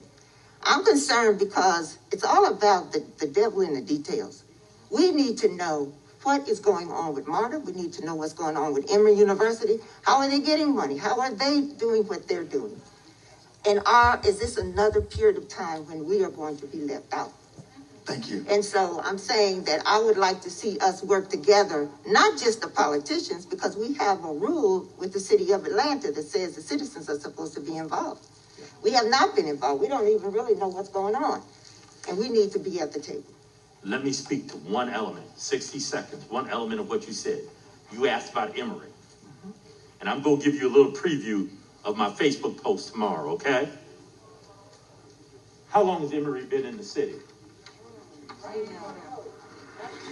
3 years, 4 years? If you look at the list, oh, yes, they are. $350 million for LRT at Emory. Let me tell you how the deal got done. 60 seconds. The Reed administration told Emory, we will let you in the city if you help us to close down the Petrie Pine homeless shelter. Tell the truth, shame the devil now. You said it was the thing to do. So the Reed administration and his COO, Dan Gordon, who is a graduate of Emory, worked with Emory to get inside the city limits. They only been in this, how long Hamilton Road been in the city limits? Forever. 200 years? Since the Native Americans. They've been in, and they're getting $350 million. And guess who owns Petrie Pine right now? Emory bought it for $6.2 million. Well, my grandmama used to say, something rotten in the cotton. Let me just say this. Let me say this one thing. I'm really impressed with what is going on here because it's time for all of us to come together. We don't have any enemies, no permanent enemies, no permanent friends. That's what politics is all about. But we've got to come together and save our community. But the one thing that I want everybody to remember when you're dealing with this, you have the laws that protect you. Environmental justice, Clean Water Act, Clean Air Act, Brownfield. You have the laws, the Civil Rights Law of 1964 revised. You have all of these rules that protect you. If you do not get what you want, this justice that we're talking about, we've got to take them to court. There is no question. We have to stop talking and start doing what we need to do, and that's getting into the courts. Thank you, Ms. Latipo.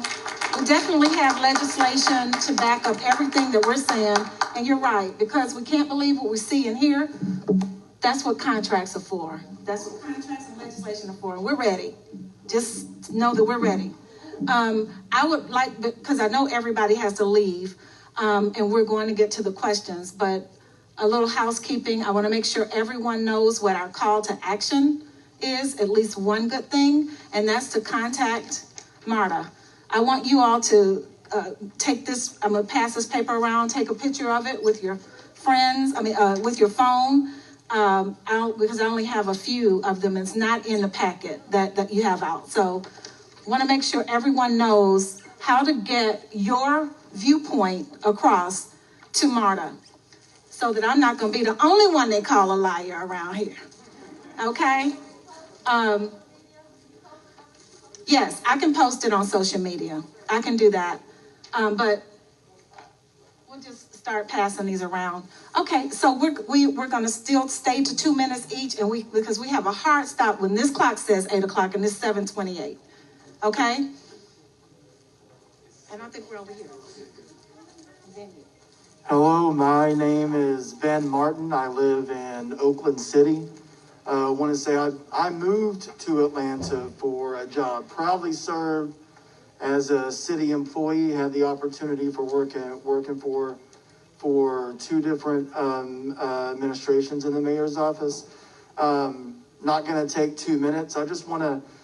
I moved here. Didn't have any family here in Oakland City. We have many families, a lot of seniors there that welcomed me, made me feel like I was a part of the community. BRT, LRT, there can be housing that's built, but what we need to understand is that LRT, that housing is a little more a little more planned. It's not as spread out as it would have to be, right? So we're not running into pushing out people that made this corridor, made this area viable, and having people interested in it. If we, sort of like the Field of Dreams thing, if we build the LRT, it's going to come. This is a family-oriented community, right? So I just want to, the question I'm asking, I guess, is what's our plan to keep people that have kept this community and area viable? What's our plan to keep them here? I don't want to see us doing similar or the same things that we did when we built the stadium, right? Pushing people out, moving people out that have spent their lives here. Thank you. Thank you. Thank you. My name is Omari. I take MARTA everywhere. I enjoy taking MARTA, which means I spend a lot of money. I want my property. It's an insult to my integrity for them to say, oh, it's a black life. It don't matter. I got a life. I enjoy my life. I do a lot of things with my life. I have neighbors that do a lot of things with their life. Transportation matters also. I spent my money. Give me my property. It's mine. It's theirs. It's not Emory's. Emory, not too long ago, had to give the Pharaoh Ramesses' body back to Egypt. Now they want us? I want my property. I want my property. I spend my money, give me my property. Thank you. If I went to buy a car, give me my car. How's everyone doing? My name is Zachary Caesar. I'm the founder and CEO of Revolutionary Entertainment Group, originally from Monroe, Louisiana. So I appreciate you all for accepting me as family. Me and my partners are in the process of purchasing the Greenbrier Mall for redevelopment. We've already agreed to terms with the LOI and the purchase sale agreement. So this is a blessing because this is all a learning thing for me. It's a learning curve. I'm here for the community. I'm here to stand by you. I will do everything in my power to help push the rail line because that's literally the first thing that comes up in every meeting I go to. So with that being said, thank you all. I love you all, and I'll be here to help and support as well. Absolutely. Dr. John Eaton told me I need to talk to you as well. Thank you. Hello, I'm Zach Adrianson's MPUX chair. For those of you who don't know, MPUX is where Campbellton turns to Dill. Just a couple of comments. I know we talked a little bit about if Emory was on that more MARTA. I know one project that definitely wasn't was the Summer Hill BRT, which was requested by private developers in Georgia State. And I would like to know how much of our more MARTA money has gone to that project instead of this project. And then also as a follow-up, there's been a number of just violations of process. And to say a joke, MARTA seems to be off the rails. Our Zoom link for that update meeting didn't work. I couldn't get the info out to our community. There's just a lot of shoddy details going on that I'd like some answers to, so that's it. We pause for a minute. We want to recognize Mayor Bill Campbell. Please stand, Mayor. Please stand.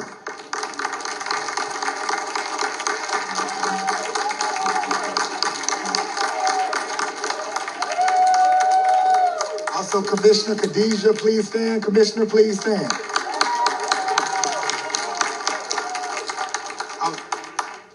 Metz, please stand. Representative Metz, please stand. Thank you, thank you, thank you.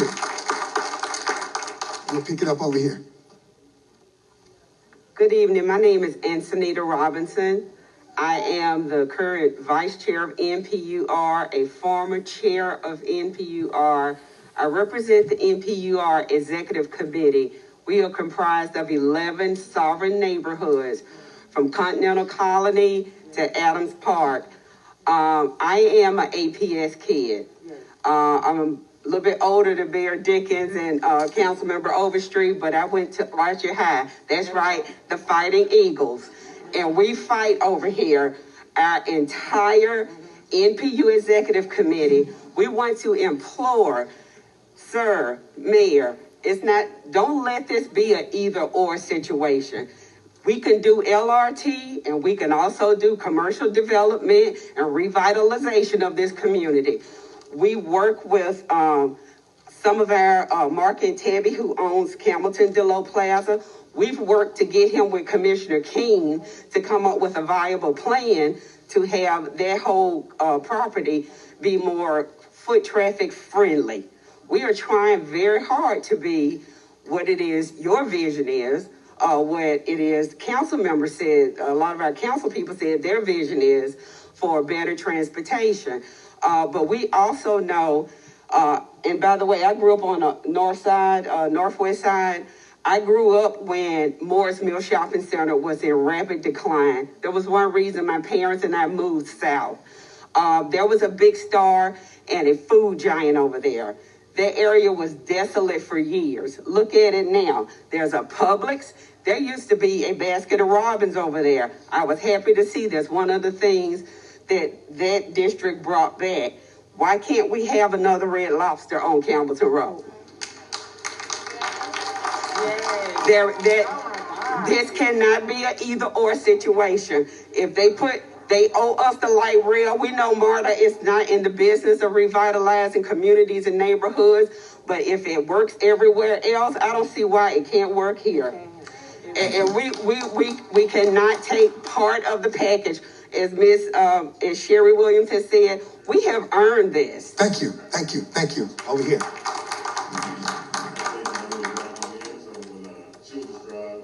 Thank you, by the way, Rev and Owen Street, for getting rid of that club on the corner. I hope that's permanent, by the way. So I appreciate your hard work.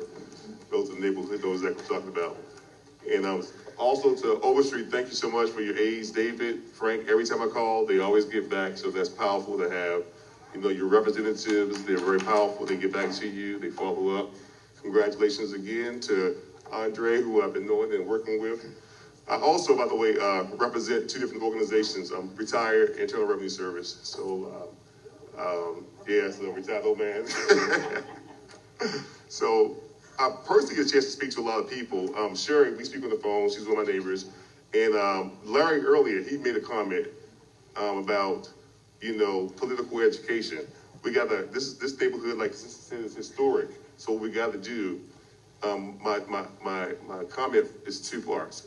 Is how do we get a powerful political education for that young brother that's doing the work, this young businesswoman here, so that they can, so to speak, pass the torch? Because it can be kind of overwhelming, you know, what's going on. How do we have those conversations that I'm privy to, you know, so how can we implement that? But getting back to, once again, Campbellton Road, getting activity over here. Like I sit on the board, you got Mr. Johnson here, who heard of the Juneteenth Festival? Huge. He's right in the room. He's on Children's, my neighbor. Johnson, stand up real quick. So I sit on the board with him, and that's the Juneteenth Festival, which is the largest here in the country. 30 seconds. I also sit on the board of House in the Park. So we can get some festivals over here if we can get that transportation together. Who's been to Alpharetta and saw Avalon? Why can't we redevelop with Tyler Perry or Greenbrier, those areas that have a skyline and Cascade Towers? So let's dream big. Let's do political education.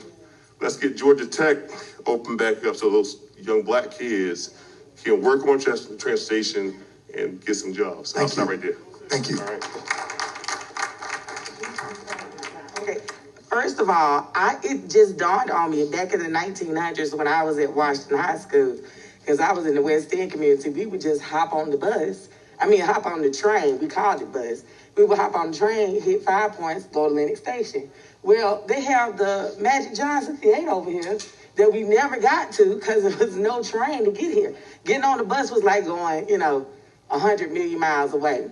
So this young man over here said that he was going to start some type of Atari thing. And my little son over here, the 15-year-old, Lincoln, we're perked up. Well, if his friends could hop on the train, come over here and get to his Atari station, then we build economy in our side of town. If we have a train system, all my coworkers out in Douglasville, instead of going to Hightower Station to get to the Falcons game, they would come over here. and catch a train here, and their revenue would come back to us. So this train makes all the sense in the world, but it didn't dawn on me because I was raised in the West End. I moved here to get a house for my little young one. So now I know about Thayer High School. I know about Continental Colony. But if we have a rail line, we can do what all y'all been talking about. Build our community. So Mayor Dickens, please give us our rail line. Please go and hobnob. I'm trusting you because Senator Ford trusts you. I did vote for the other guy, I'm sorry, but I trust you. So just get us that MARTA place over here so we can get this movie theater back open and get the Atari stand that he was talking about. I so appreciate it. Thank you. Good evening. Honor to God, who is the head of my life. Pastor Fleming, I've been here since 1991. I stayed in the same apartment for 20. Oh, congratulations, Mayor Dickens. My car spoke. He said, well, somebody need to get a new car. So I got a new car.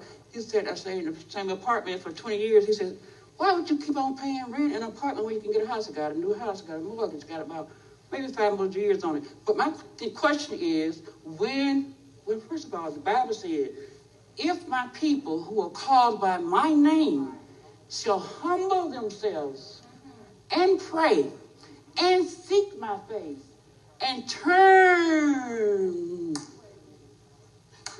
from their wicked ways, then will I hear from heaven and forgive their sin and heal their lands. So, the police department, please, they need some money. I make more money sitting at home than some of the police department's been working for 10 years. So let's increase that salary. Let's start with about $75,000 a year. In Jesus' name, amen. Thank you.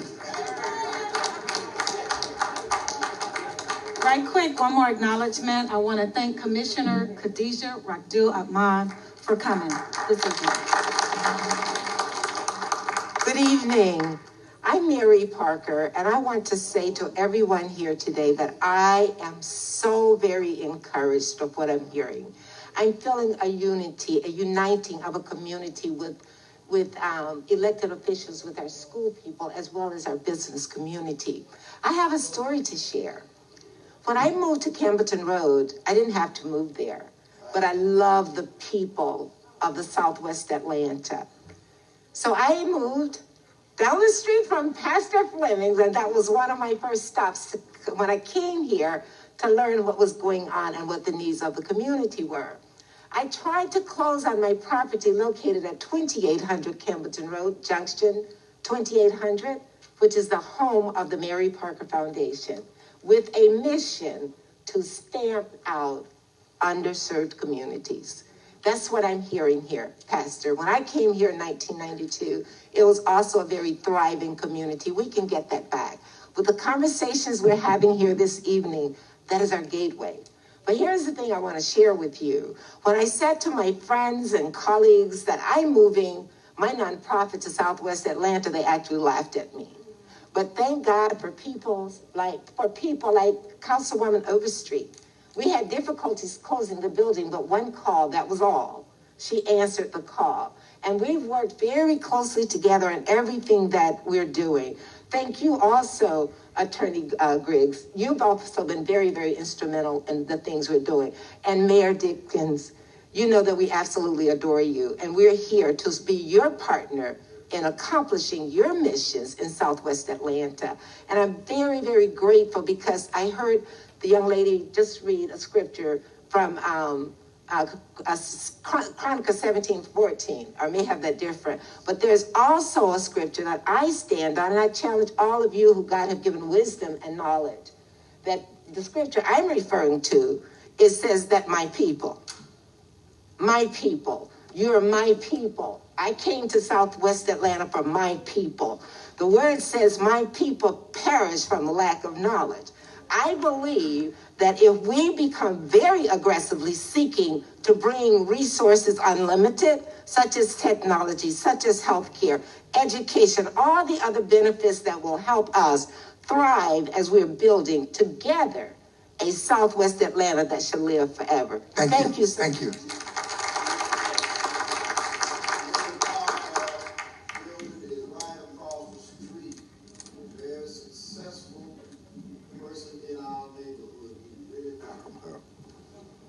Thank you. How everybody doing? My name is Chris Brown, and it just feels good to be in the church for one reason, you know what I mean? To see people congregating together and coming out for a good old fight. You know, I'm four generations in being in Southwest Atlanta, and I remember riding the 83 to going down to Greenbrier, you know what I mean, MBK, late nights, you know what I mean, trying to get back home to catch that last bus. I got a family that stay up and down Cascade and Campbellton Road, so I had to come up here and speak because I got one of the King's wildest dreams, and we all here for a good fight. But we don't want to fight too long because we've been fighting this pandemic for too long. And so therefore it's been already said that what needs to happen in terms of the agreements that Mayor Dickens has such elaborated on, and we feel confident, you know. So take the word back to MARTA. We understand they're not in the church because you can't tell lies in the church. You know what I mean?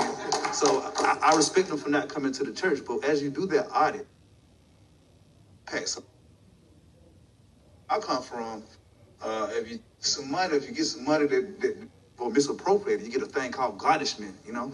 And so we need to do an impact summary on future withholdings from MARTA if they don't comply to what we need. Like, if that requires us to go to session, we're still in session right now. So let's go ahead and take the opportunity while doing that audit and do the things that's necessary and send the right tone. We understand that they move some commas and some zeros and some other things around. Just go reconfigure that to get us what we need. And these good people go home and be happy. Thank you. Thank you. Yep, that's the last one in this line, I believe. Yeah. Can I go ahead? Go ahead. All right. Hi, good evening, everybody. Really glad to see all of you here. I'm very glad that people are engaged. Thank you so much to our representatives as well as the Reverend for, you know, hosting this. This is very important. I was furious over the weekend when I saw the news about this, and I was very heartened to also see that there was this legislation coming around to account for the money that all of a sudden was unfeasible for this project, right? In terms of it not being feasible, I'm kind of at a loss, though, because the city itself is the entity that restripes roads, right? So what is MARTA bringing to the table in terms of BRT that it's going to cost the $150 million? Is it just the stations and the vehicles? Because that doesn't make any sense to me, right? At the end of the day, all of this is likely going to fall on ATL DOT, or that's how it seems with Summerhill BRT. They're just asking for a road restripe. They're not going to do a different color on the route for the street. They're not going to have any physical dividers. How are the renderings any accurate representation of what they're going to deliver here if they're not even doing that for the folks downtown, which is one of the projects that we would assume is one of the nicer ones, right? So I would really love to see whatever comes out of this investigation in terms of the financing for this entire project. And honestly, where is the city involved with this? What is the expectation of MARTA? Is APD going to do lane enforcement? That was the accepted thing whenever they were talking about Summerhill BRT. That was their response to it. That's how we won't have another 17th Street in the city. So I would really ask that you deeply look into where even the $150 million is supposed to be going, if at the end of the day, that's all we do. And in my last 15 seconds, I wanted to say I'm Alan Babolinsky. I'm Transportation Chair in NPUT. Very glad to see all of the other representation from the NPUs. You folks know me. We've spoken, me and all of you. If you have any more questions regarding my weird questions, I'm happy to bring them up. Thank you so much. Thank you. All right, I have to interrupt you. We don't want to lose our mayor, and let's not give him too much at one time. He's not God. He's human. And I've been in this business a long time. I've seen vice presidents stand here. The president of the United States, Mr. Clinton, gave that $100 million. Then a dime of it come to Campbellton Road. And I have talked with Stacy, all of them. But we have some powerful people here tonight, but we can't stop here.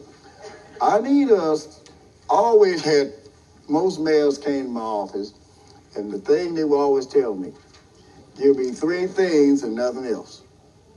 Don't give me too much, or I will get nothing done. Give him time. He's just getting in office. He's a nice fellow. I called Bill and asked about him. Bill said he's a good man, Reverend. And you know, all of you know how I am. Once I'm committed, I don't change. And I went Cassine Reed to the very end. I presided over his prayer breakfast and everything else. but he came and he spoke here. I told Kasim, I'm with him.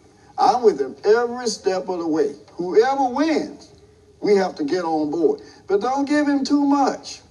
Let him come and say, all right, give me 3 things to work on, and he'll get more done than just dumping everything in his lap. I've seen that happen, and mayors not get nothing done. And I think tonight he can leave here if he say a word about 3 projects that he really can look into as to what he can do. So let's have him now before he leaves.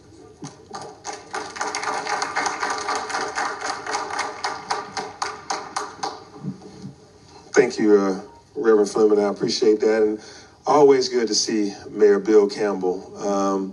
Give him another round of applause. You know, that's a mayor that always looked out for the people. Yeah. And really would roll up his sleeves to get involved. And he's here today, and I'm glad to see him. And again, I spoke earlier to set the record straight about, how we got to this point. I did want to read some more of that ordinance that I put together years ago that passed in 2016, again, with foresight that this moment may come, that once it was time to start moving the dirt and making the final selection, that we had to be wise enough to think this through. So I'm going to read what we put in, and you can write this down and look it up. It's our ordinance 16-0-1442. All right. No, I'm sorry. 16R. I'm sorry. Scratch that. 16R 4041. 16R 4041. And so that means it's 2016. And I'll just read the now therefore be it resolved clauses. Someone asked about hiring folks to make sure they work on these projects when they live in this community. It says, be it therefore resolved that the city's construction contracts for transportation projects are subject to the city's first source program, which requires that contractors use efforts to fill entry-level positions from a register of eligible job seekers maintained by Atlanta Workforce Development Agency, and the city reaffirms its commitment to this program for all T-SPLOST transportation projects. That means that when this project comes out, got to hire local folks from here. The next one is to be able to make sure that the city's construction contracts for transportation projects are subject to the city's disadvantaged business enterprise requirements, which are designed to promote meaningful opportunities for participation by historically disadvantaged minority and female-owned businesses. And the city reaffirms its commitment to this program for all transportation projects.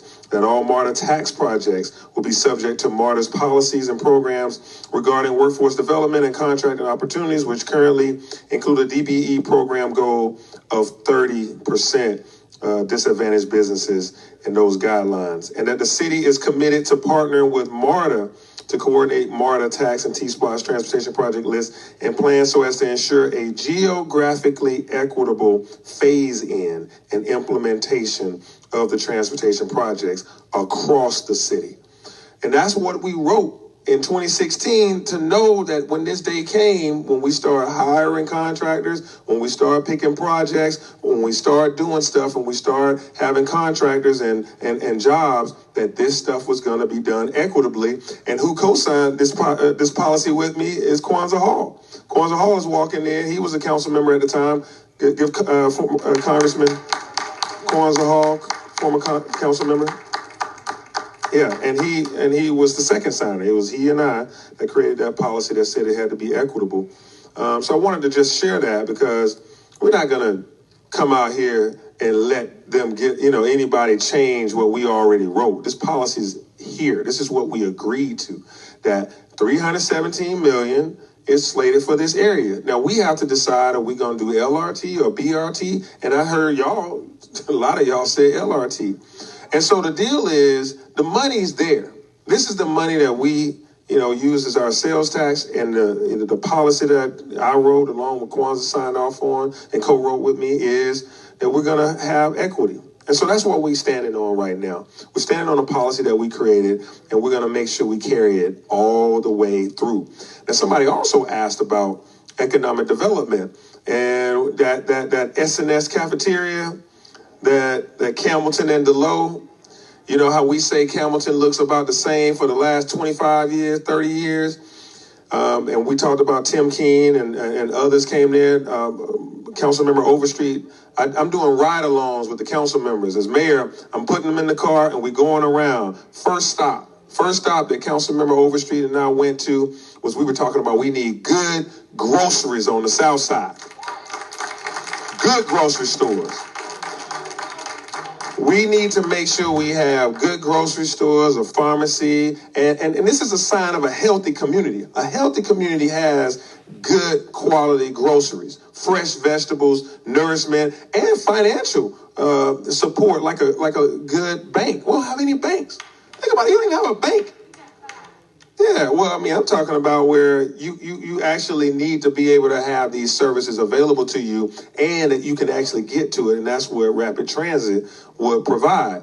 And so I've already started working on a deal. The same people that did the Morris Mill Bolton Road project that I was a part of as an at-large council member are the same folks that we're about to take down here this week. Upcoming, we're going to be riding with them, talking to that developer. I already got the number in mind of how much it costs to buy that out and to redevelop it so that we can have mixed use, meaning you would have a grocery store on the bottom with the shops and things, and then you also have housing at the top, mixed income housing.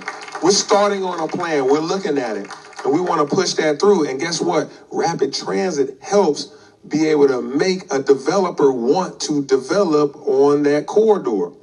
And so we got to get it right. We got to keep moving. And as we've assembled today, we got to keep assembling for all of the projects that we want to see done. And that's just one of them. We're going up to Don Lee Hollowell. That's AKA Bankhead for those of us that's over 15 years old. It's Bankhead Highway for me from Adamsville. No bank exists on Bankhead Highway. No grocery store exists on Bankhead Highway. So I know we're talking about Campbellton Road. I know where we at. But I'm talking about a whole South Side elevation, a whole revolution of the South Side where all the funds that we've been putting in, it's time to get it out. And when we do it, this is me, I'm even-handed with mine. When we do it, when we say we want Red Lobster, well, Red Lobster goes away when we don't go to this Red Lobster, but we like to go to Cobb Red Lobster because they water wetter or whatever magical formula we done said to ourselves. They ice cubes are colder or something like that. Right? So if we bring something down here, we better shop down here and not take it to Cobb and let them get what they want in their community. If we bring a new grocery store down here, we bring some quality restaurants and some things like that, because those restaurateurs are going to be taking a chance. They're going to be investing in us. It's up to us to, after Sunday church, go eat at their restaurants. After our picnics and after our our banquets for our kids, and go there.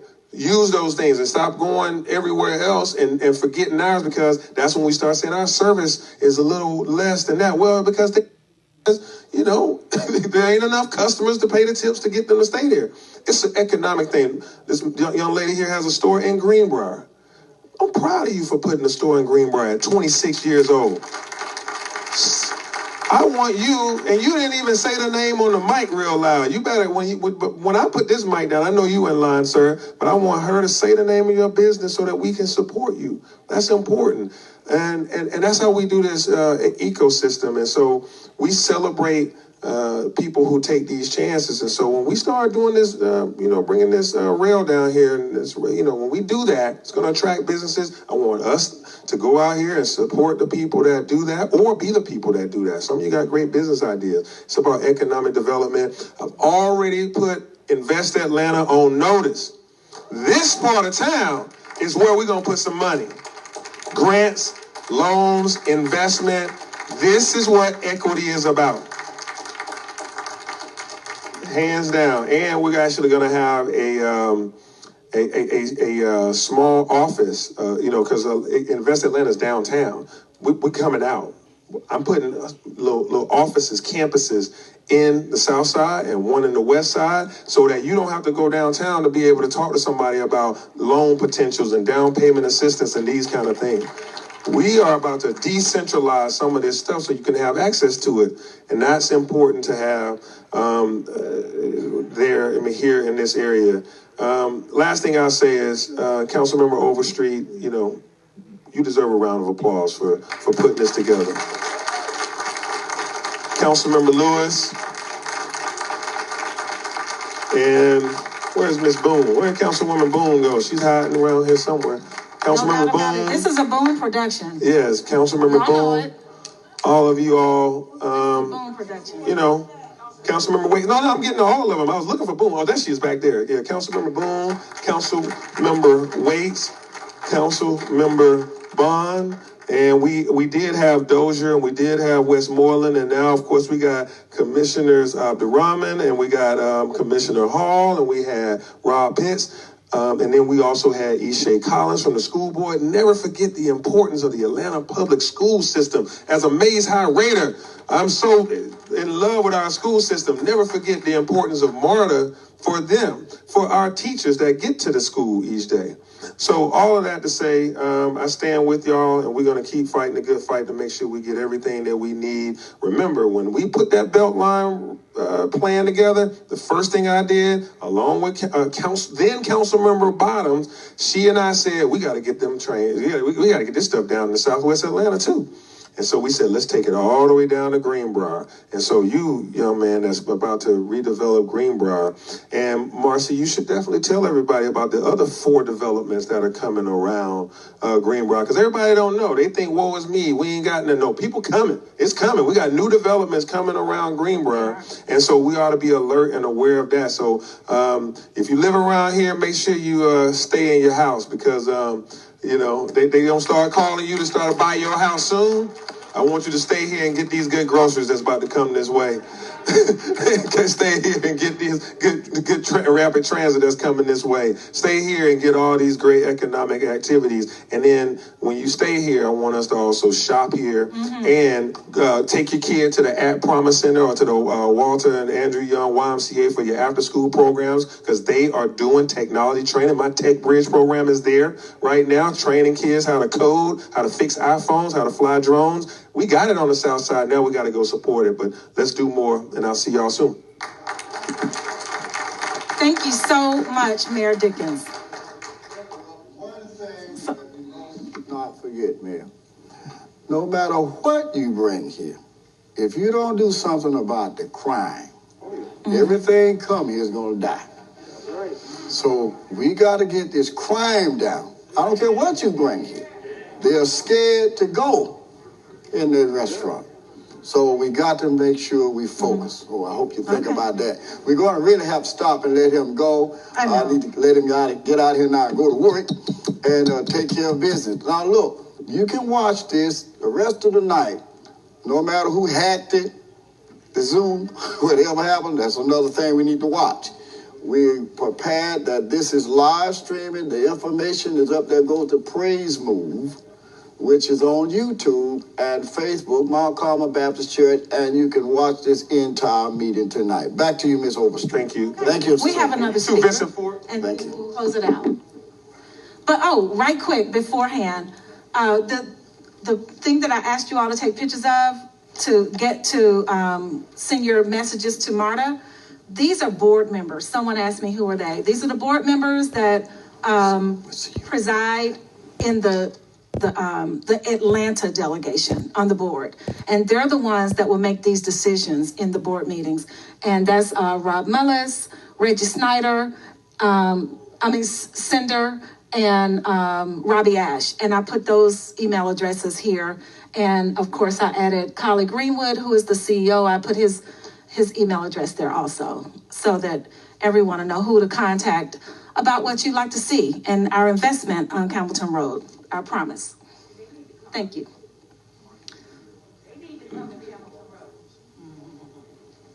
Okay. Was MARTA invited to come here tonight? Yes, we invited the board members, and Rob Mullis did come, and yes, and the CEO. So, here's the thing. Did the CEO come? So I didn't take roll. Okay, let me just say this. Let me say this.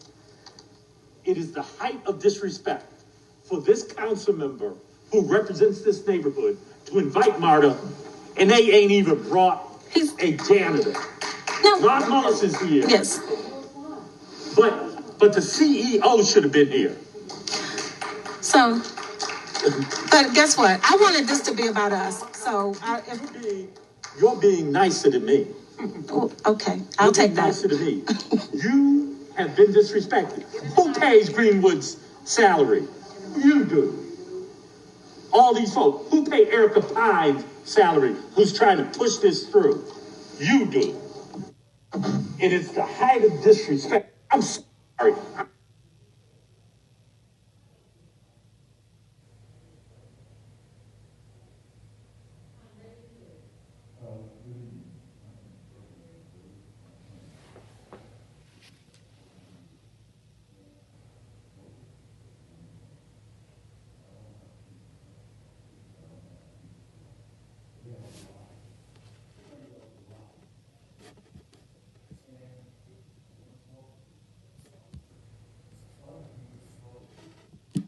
That happened and mayor's not getting nothing done. And I think tonight he can leave here if he say a word about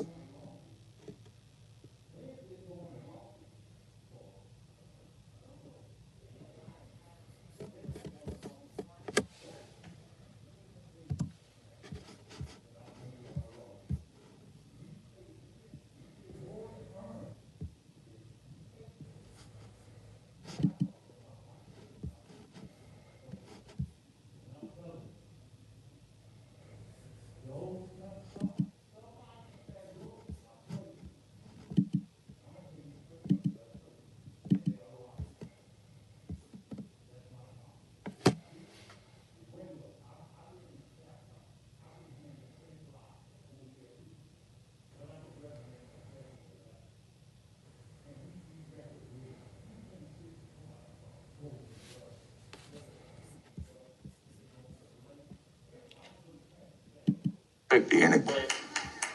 And so they've been going for, going along with it.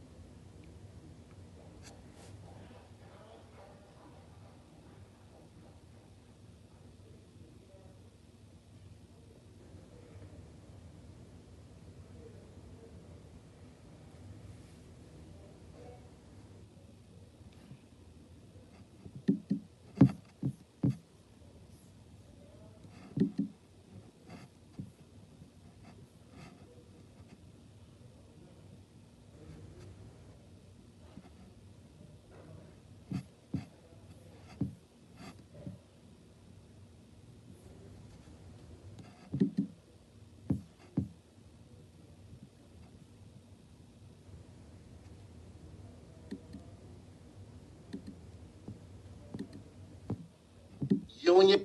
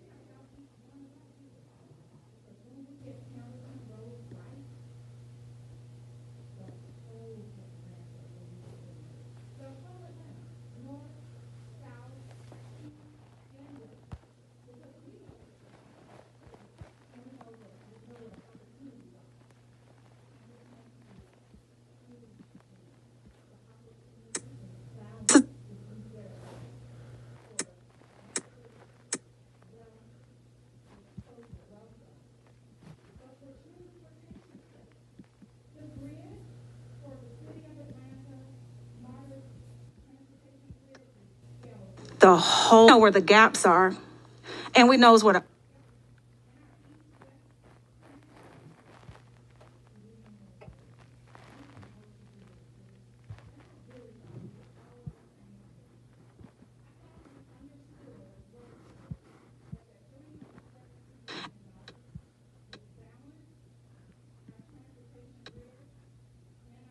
For the grid, for the city.